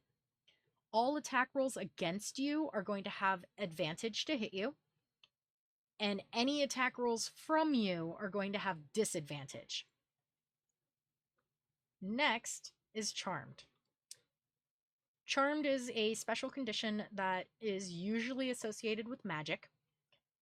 You cannot hit the person that charmed you or target them with any harmful abilities or magical effects because they're your friend. You have been magically conditioned to believe that this is your friend. And the charmer gets any advantage they can on any ability check to interact socially with the person that they charmed. So they have better odds at persuading you to do something, or making you cry and intimidating you, or even lying to you because you believe them. They're your friend. Why would they lie? Deafened is going to remove your hearing, obviously. You automatically fail any ability check that requires hearing. So you can't tell if there's going to be thunder damage. That's going to extra hurt. Or that might be a way to get vulnerability to thunder damage. Some DMs might rule that. Frightened. When you're scared of someone, you have disadvantage on any ability check and attack roll while the source of your fear is within line of sight. So if you are frightened mechanically of, say, a giant dinosaur called a Tarrasque, you can't get closer to it, and you can't attack it very easily because you've got disadvantage. And you can't even make an ability check to say, okay, well, can I discern how it wants to eat me? You're going to make that at disadvantage. Imagine how terrified you would be with that condition. Grappled. This is an action that you can do, remember. A grappled creature has a speed of 0, so you cannot do movement, and it does end if the grappler is incapacitated, or if an effect removes the grappled creature from the reach of the grappler or the grappling effect. Some plants can magically grab you. That's mainly the magical effect that's going to grapple you, actually. But incapacitated, what does that mean? It's going to come up every time. It means that you can't take actions or reactions, which means you can't take bonus actions either. That's all incapacitated means. So, Morgan pointed out to me, this means that you have movement still if you are incapacitated. It is not the definition of incapacitated that we are used to, where nothing happens if you're incapacitated. Mechanically, it just means that you can't take actions or reactions. If you're invisible, you cannot be seen without the aid of magic or a special sense. It means that you're heavily obscured, and that means that your location can be detected by any noise that you make or tracks that you might leave. But attack rolls against you have disadvantage, and attack rolls from you have advantage. So being hidden is pretty nice. Next, we've got P to U. We've got paralyzed, petrified, poisoned, prone, restrained, stunned, and unconscious. Excuse me. What do each of these mean? Paralyzed, you are incapacitated. You cannot take actions or reactions, but you can't move or speak either. You automatically fail strength and dexterity saving throws, and attack rolls against you have advantage. But here's the sinister thing. It's also going to show petrified at the same time. Any attack that hits you is a critical hit if the attacker is within 5 feet of you. What does a critical hit mean? That means you do extra damage. Critical hits normally only happen if your d20 roll is a natural 20 before modifiers. That is a critical hit. Every DM does critical hits differently when it comes to damage. So at your table, ask your DM how they do it. But petrified is going to turn you into stone. With it, your weight increases by 10, and you stop aging during this time. You are considered incapacitated, and you cannot move or speak. You are unaware of your surroundings because you are a statue. Attack rolls against you have advantage. You automatically fail strength and dexterity saving throws, but you get resistance to all damage, which is kind of cool. But you also become immune to poison and disease, which is good. And finally, any poison or disease already in your system gets suspended. Not neutralized, just suspended. It's put on pause, so you don't take damage if you're poisoned or having to take damage from a disease. This is like your standard Medusa turns you into stone kind of thing. Poisoned means that you have disadvantage on attack rolls and ability checks. So you can't hit things as easily. And that's mainly it. Prone. Again, you can choose to do this. And your only movement option is to crawl, unless you stand up and end the condition on yourself. You have disadvantage on attack rolls because you are on the ground.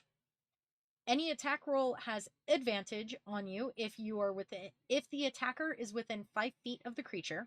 So if you're standing above someone, you can stab them at advantage because they are a person laying on the floor and easy to hit.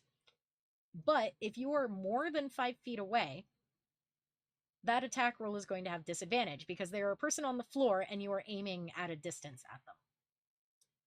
Restrained. Your speed becomes 0 and you can't move at all. Attack rolls against you have advantage, and your attack rolls have disadvantage, and you also have disadvantage on dexterity saving throws. And then you've got stunned. Stunned treats you as incapacitated, you cannot move, and you can only speak falteringly. You automatically fail strength and dexterity saving throws, and attack rolls against you have advantage. This means that you can't cast spells, because you can't move and you can only speak falteringly. This is a very dangerous condition to inflict upon a spellcaster. And unconscious is not something that you want to be. You are incapacitated, you cannot move or speak, you're unaware of your surroundings because you're unconscious. You drop whatever you're holding and you fall prone to the ground. You automatically fail strength and dexterity saving throws. Attack rolls against you have advantage, and any attack is a critical hit if the attacker is within 5 feet of the creature. That's also not good. That's a lot of damage to be taking. And there's one last condition that's very special. It's called exhaustion. Exhaustion is it's a special condition with some very special abilities to it.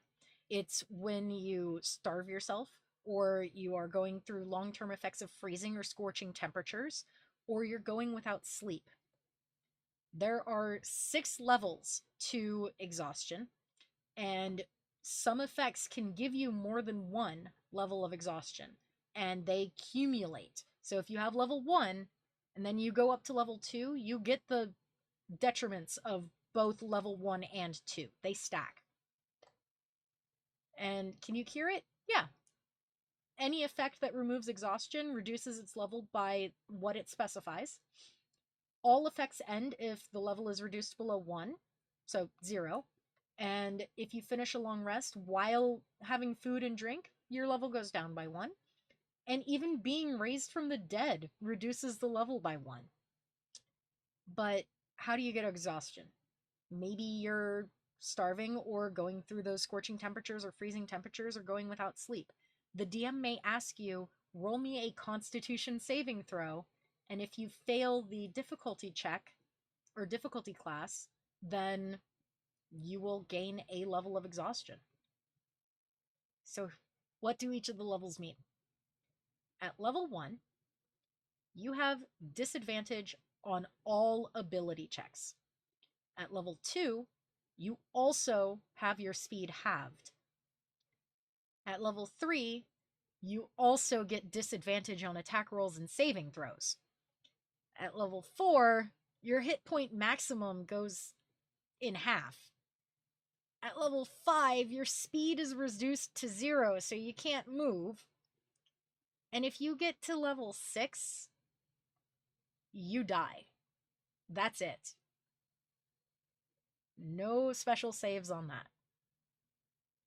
Exhaustion is not something you want to mess with. But spells. What are spells? They're versatile tools. They can be weapons or protective wards. They can deal damage or undo it, impose or remove conditions, drain life energy away, and even restore life to the dead. But every spell comes at a cost. Every spell has a level that indicates their power, from 0 to 9. 0 spells or cantrips are going to be your most basic spells that you can cast. They're your innate spell casting. A lot of magicians use them as party tricks, and they do not consume spell slots, which we will get into in a moment. For 9th level spells, you have to be at least level 17 to cast them, and not all spell casting classes will get them. Some spells are known or prepared, depending on the class that you are. Your known spell list is going to be spells that you just have access to. You always know them, and you can't change this list unless your class explicitly says that you can. Prepared is when you have so many known spells that you then get to pick and choose which ones of those you get to use per day. They build on top of your known list, and at the end of every long rest, there you go. You can swap them out. So, how do we cast a spell? Well, every spell comes with a cost. Magic is taxing, both physically and mentally. So, you cannot cast any spells if you're wearing armor you're not proficient with. And every spell comes with components that are verbal, somatic, or material. You gotta have those in order to cast the spell. And spell slots. Spell slots. Every class has a set number of spell slots that are determined by their level if they're a spellcasting class. Think of the spell slots as your mana. First level can fit into any slot that you have. 9th level can only fit into 9th level slots. So if you want to cast a first level spell as a 9th level spell, you can, because first can fit into a 9th level slot.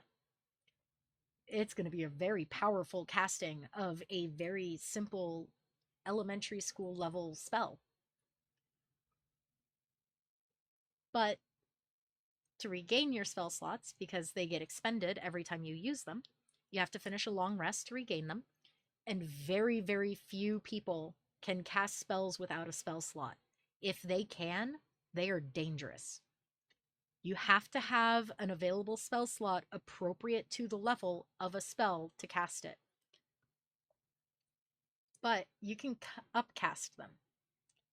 So low level spells can be expanded to fill a higher level spell slot, like that level 1 to 9. You cannot upcast cantrips in this way because they don't fill any spell slots, though. And some spells can become more powerful if they're cast upwards, but you can't cast a spell lower than its level. So Fireball, the famous wizard spell, is a 3rd level spell. I can't cast it if I don't have any 3rd level spell slots left, unless I have a 4th level spell slot or higher. But if it's under that, if I only have 1st and 2nd level spell slots, I can't cast Fireball anymore. Some spells are special and have a tag on them called Ritual.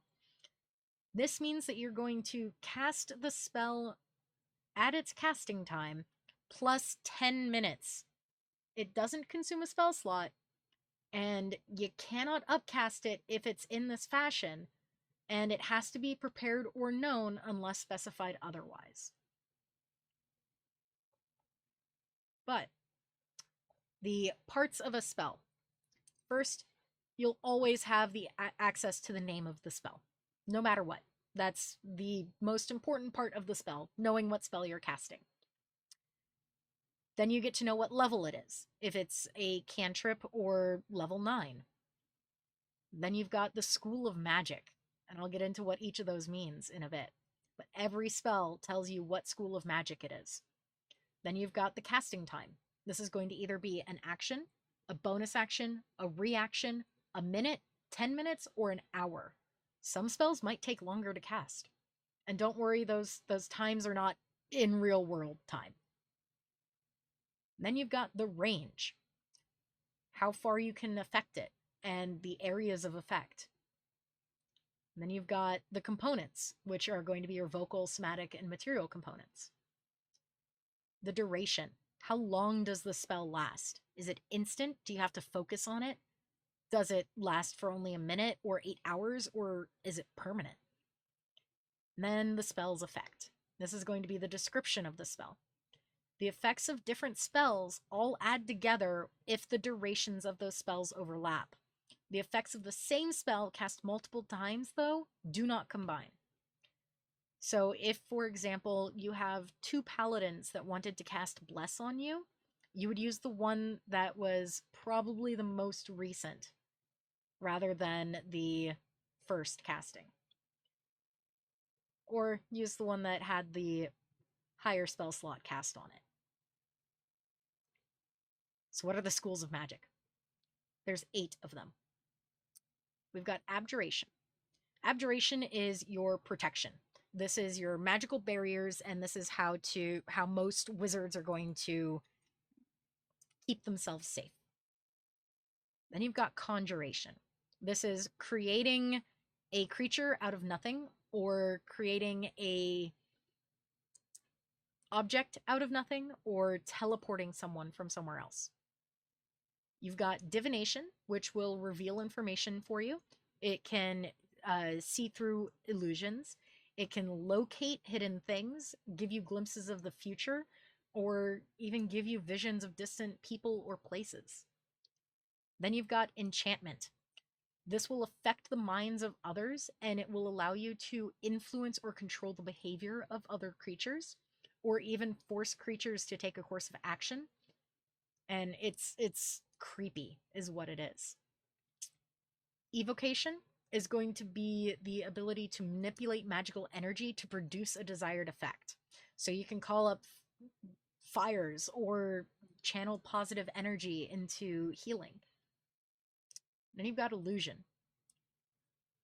Deceive the senses or minds of others. Cause people to see things that aren't there, or hear phantom noises, or think that they remember things that never even happened. Also pretty messed up. Necromancy. Manipulate the energies of life and death.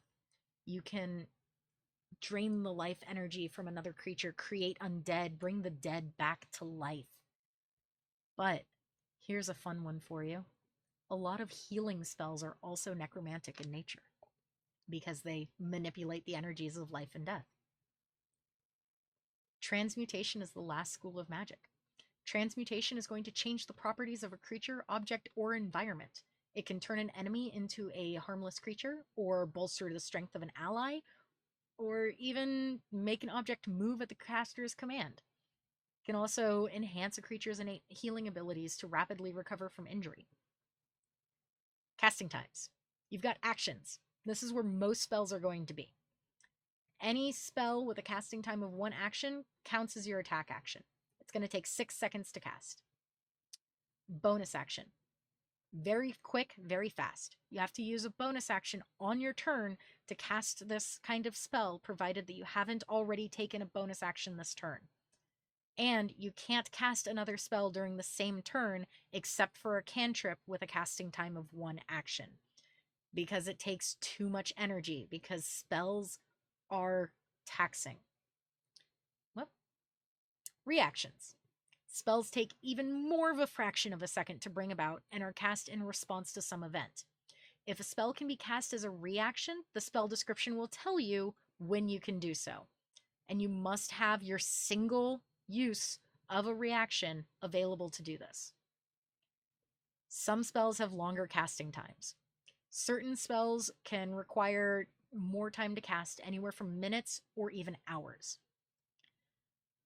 But if you are casting a spell that is longer than that, you have to spend your action each turn casting that spell. You have to maintain your concentration while you do so, and if your concentration is broken, the spell fails, but you don't expend a spell slot. If you want to try casting the spell again, you have to start over. And ranges. Your targets. You can choose any target that is within the spell's range. It can be a creature, an object, or a place or point of origin. You could target yourself. If a spell targets a creature of your choice, you can choose yourself. Unless the creature has to be hostile or specifically a creature other than you, which the spell will let you know. If you are in the area of effect of a spell that you cast, you can target yourself. But what are the ranges? They're always measured in feet. You have touch and self as well. So touch, you can touch a creature, including yourself, to cast a spell on them. And self, you can only target yourself with them. Cones or lines of effect originating from you also have a range of self, indicating that the origin point of the spell's effect has to be you. Fun fact, if you have a familiar, you can tell them to use their reaction to cast a spell with the range of touch. Visible effects. Unless a spell has a perceptible effect, a creature might not know it was targeted by a spell at all. An effect like crackling lightning is pretty obvious, but a subtle effect like probing into someone's mind might not be as obvious. And the effects aren't limited by its range unless the spell's description says otherwise. But you have to have a clear path to the target. It can't be behind total cover, and if you place an area of effect at a point that you can't see, and an obstruction like a wall is between you and that point, the point of origin comes into being on the nearer side of that obstruction, the one that's closer to you. And I keep saying areas of effect. What's that mean? They cover an area, allowing them to affect multiple creatures at once. So many targets. They come in cones, cubes, cylinders, lines, spheres. But you gotta have a point of origin, and that effect expands in a straight line from that point of origin. If there is no unblocked straight line, that point from the point of origin to a location within the area of effect, that location isn't included in the spell's area. To block one of these imaginary lines, an obstruction must provide total cover. So what do each of these cones and whatnot mean? The cone will extend in a direction you choose from the point of origin. The width at a given point along its length is equal to that point's distance from the point of origin. Area of effect will specify the maximum length that it can go, and the point of origin is not included in the cone's area of effect unless you decide otherwise. Cubes. You get to pick the point of origin, which lies anywhere on a face of the cube's effect. The size is expressed as the length of each side, and that point of origin also is not included unless you choose so.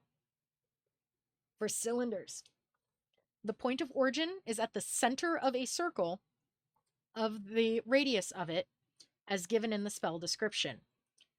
The circle must either be on the ground or at the height of the spell effect. Energy in a cylinder expands in straight lines from the point of origin to the perimeter of the circle, forming the base of that cylinder. The spell's effect then shoots upwards from the base or down from the top to a distance equal to the height of the cylinder.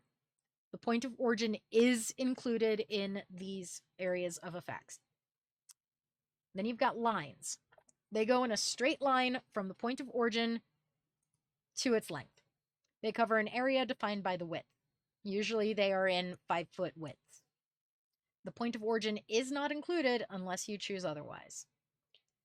Finally, spheres. You pick the point of origin, and the sphere extends outward from that point. The size is then expressed as a radius in feet that extends from that point, and the point of origin is included in the sphere's area of effect. Components. Let's get to that, because keep saying that. They are physical requirements that you must meet in order to cast a spell. If you cannot provide one or more of a spell's components, you are unable to cast the spell. Every spell description will indicate whether it requires one of these three kinds of components. First is verbal. You've got most of these spells are going to be doing this. It's going to require chanting of mystic words. And with those, the words themselves aren't the source of the spell's power. It's the combination of sounds with pitch and resonance. Being gagged or in an area of silence can't cast a spell with a verbal component because you can't talk. Somatic. One moment.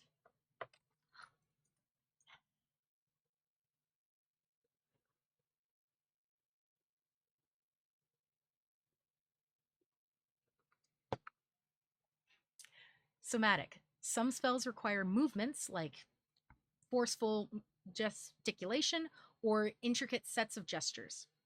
Caster has to have a free use of at least one hand to perform these gestures. So if you're holding two weapons, you can't do that. And material. Some spells require particular objects to be used in their casting. You could use a component pouch or a spellcasting focus in place of the component specified for a spell. But if the cost is indicated for a component, you have to have that item before you cast the spell. If a spell states that a material component is consumed by the spell, you have to provide that component for every casting of that spell. You have to have a hand free to access a spell's material component or hold a spellcasting focus, but it can be the same hand used to perform somatic components. The duration is how long a spell will last. It's always measured in rounds, minutes, hours, years, or until the spell is dispelled or destroyed. Some spells are instantaneous. A lot of them, actually. They will do things that can't be dispelled, and the magic only exists for an instant. Concentration. That's a word that keeps coming up. You have to maintain concentration in order to keep this magic active. A lot of the spells will specify if they are concentration spells. If a spell must be maintained with concentration, it will be labeled. Don't worry. You can end concentration on any spell if you are concentrating on one. At any point, no action required.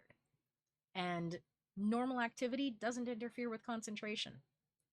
But what does? What breaks it? Casting another spell that requires concentration, because you cannot focus on two spells at once. If you take damage, that will also potentially break your concentration.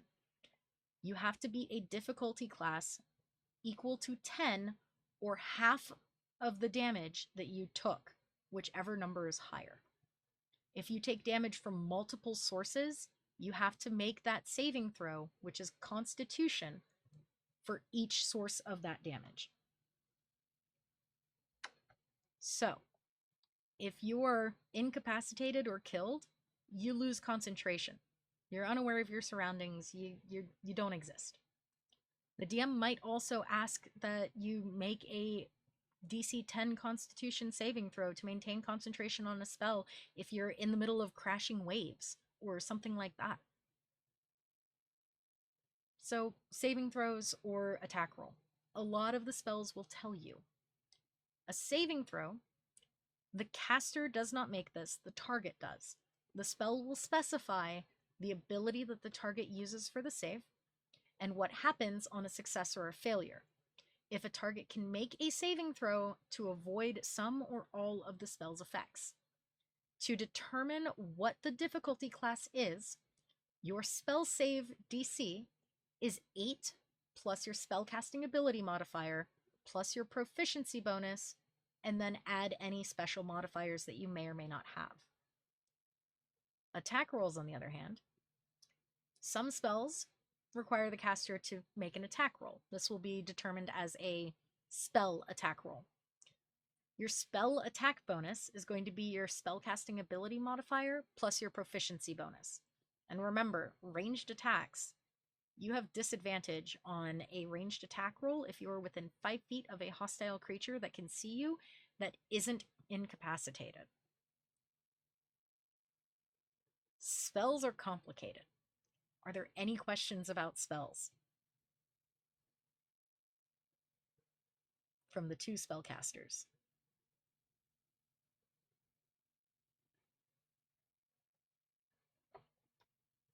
That was a lot of information.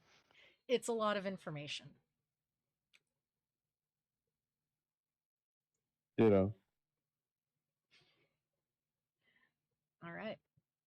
Well, leveling up is the last slide that I have here.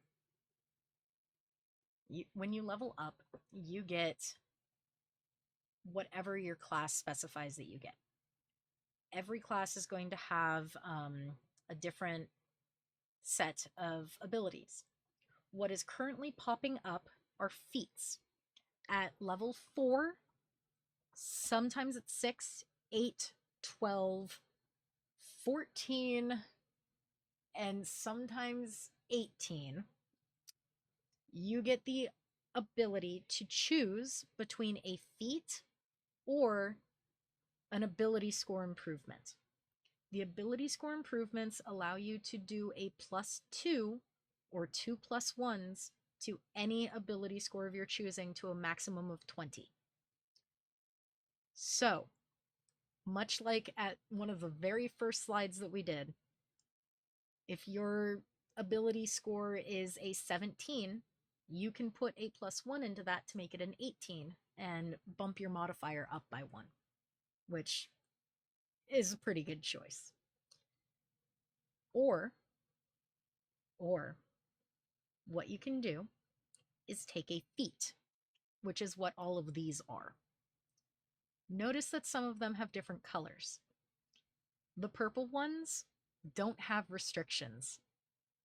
The green and the blue ones do. The green ones are all feats that are specific to races. So if you are a dragonborn, you can choose Dragon Fear or Dragon Hide. If you are an elf, you can choose Elven Accuracy or Fey Teleportation. But only if you are a dark elf or a wood elf can you choose Drow High Magic or Wood Elf Magic. The blue ones are all going to require you to be able to do something first. So they might require that you have the ability to use medium armor to get medium armor master, or heavy armor if you have heavy armor master. Or it might require you to have a certain dexterity score, or what have you. Notice that some of them have a different font. The ones that have a different font are considered half feats. They give you a cool ability and they give you a ability score improvement of +1 depending on what you pick. So for example, linguist will give you a +1 to your intelligence, and it will also give you 3 languages of your choice. Observant gives you a +1 to your wisdom and other benefits. But only the ones with the funky font get that. This is every single feat available in the game. There's so many. But leveling up will always grant you a higher, well, not always grant you a higher proficiency bonus, but your proficiency bonus will go up depending on the level that you're at. You can make this choice when you reach certain levels, and there's so much to this game. And I know it's daunting. I know that's a lot of information, and I just talked at you guys for 2 hours straight. That's what I just did. But that is all of the slides that I have. Here's where you can ask me whatever questions you please. I'm going to leave up the fancy pretty thing because it's pretty. Okay, so like, um, I kind of like that it gives you more depth in your character. You could kind Yeah. of like keep on adding on to the background and everything. Yeah. But say if I want um, like basically I'm putting a little bits of myself into my character, Right. and in real life I'm a chef. Okay. So and I see one of those feats right there, our chef. Yes. So like, how would I like? Is that like something I could like level up, or is it things that So I need to like harvest? you would only get that feat once. You cannot take feats more than once. I think this is big enough that you guys can read this. So the chef feat, you would gain a +1 to your wisdom score to a maximum of 20. You would gain proficiency with cook's utensils if you don't already have that tool proficiency. And during a short rest, I forgot to go over the rests. A short rest lasts an hour, whereas a long rest is 8 hours. During a short rest in an hour's time, you can cook special food, provided that you have ingredients and cook's utensils on hand. You can prepare enough of this food for a number of creatures equal to 4 plus your proficiency bonus. So, in a way, this feat levels up with you. At the end of that short rest, any creature who eats that food and spends one or more of their hit dice to regain hit points, which you can do, regains an extra 1d8 of hit points. That is a thing that you can do. You can spend during rests your hit dice. You have a total number of those equal to your level, and it depends on what your class is. So an artificer at level 8 would have 8d8. You can spend those and regain hit points equal to whatever you roll plus your constitution modifier. With an hour of work, when you finish a long rest, you can cook a number of treats equal to your proficiency bonus. These special treats last for 8 hours after being made, and a creature can use a bonus action to eat one of those treats to gain temporary hit points equal to your proficiency bonus. Temporary hit points is a special mechanic. Oh, very cool, very cool. But my question basically is like, I could just choose it. I could just be like, I'm a chef, Yep. or is there like a So let me pull up one of my characters here, and I will show you. I highly recommend D&D Beyond if you do not have an account, by the way. Oh no, yeah, I do. Let's see. Let's go with we will go and edit Almond here. So if you go into your class, she's at level 5 right now. So if you go at level 4, she gains an ability score improvement, and you can choose between your ability score improvement, which would let you add a +1 or a +2 to whatever you want. If you take a feat instead, you can then choose chef. So you only get these at levels 4, 8, 12, 16, and 19 as a warlock at least. But if you're a druid, I think those numbers are the same. Okay, very cool, very cool. Thank you. Yeah. So it depends on when you want to take it. And if Right. you, let's do my characters. We create a new one. Some of the like custom lineage will give you the option to have a feat at the beginning, or if you take a variant human, we'll do standard. So if you have one of those two, you can start with that feat. Let's see, human, human, human. Where is human? All the way at the bottom. Human.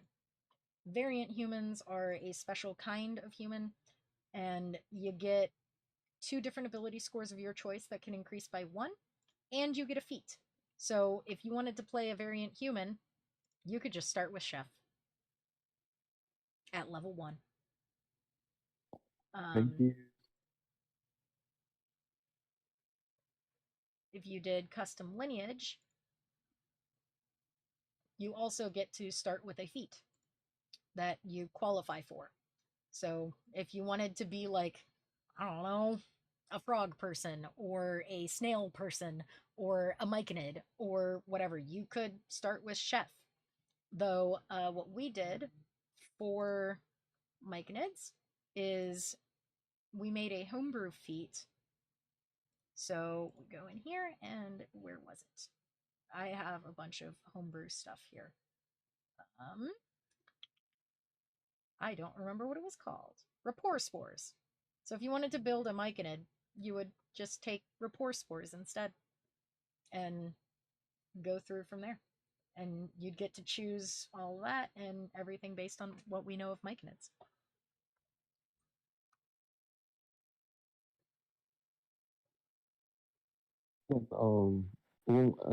Different question. Mhm.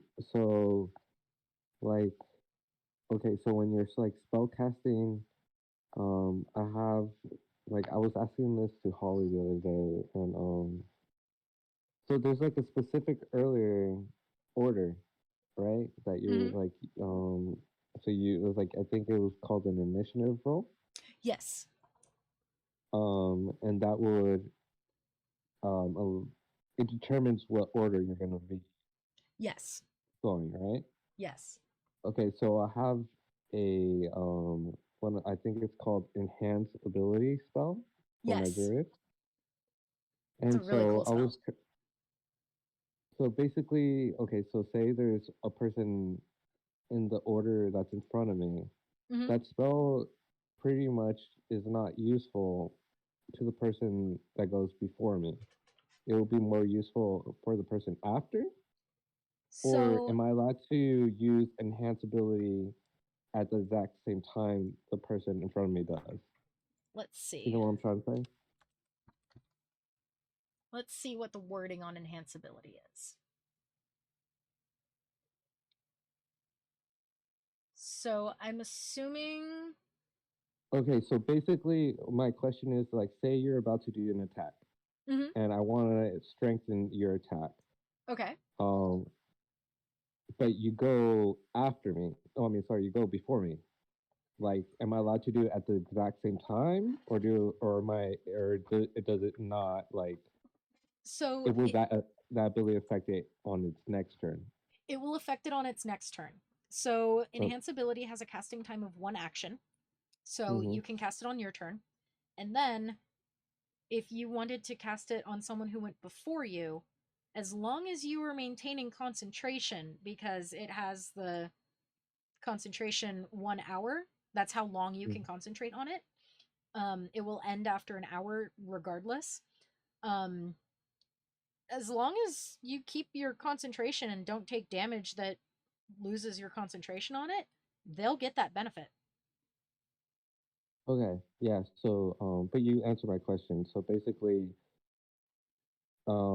if I want that effect to be done in that same round, it'll be benefited to the person that's coming up next, not the one Yes. before. Okay.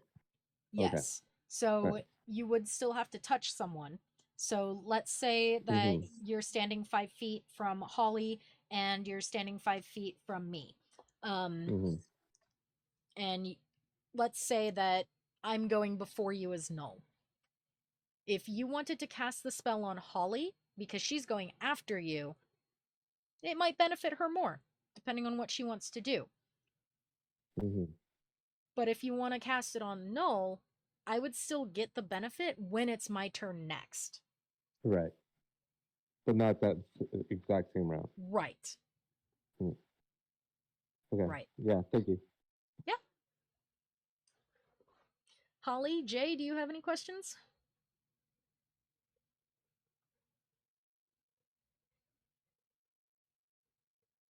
I Not think right now. you answered all of the questions that I had. Okay. That's good. Yeah, this has been really helpful. I definitely learned some things I did not know. Good. Good. I'm going to stop the recording now.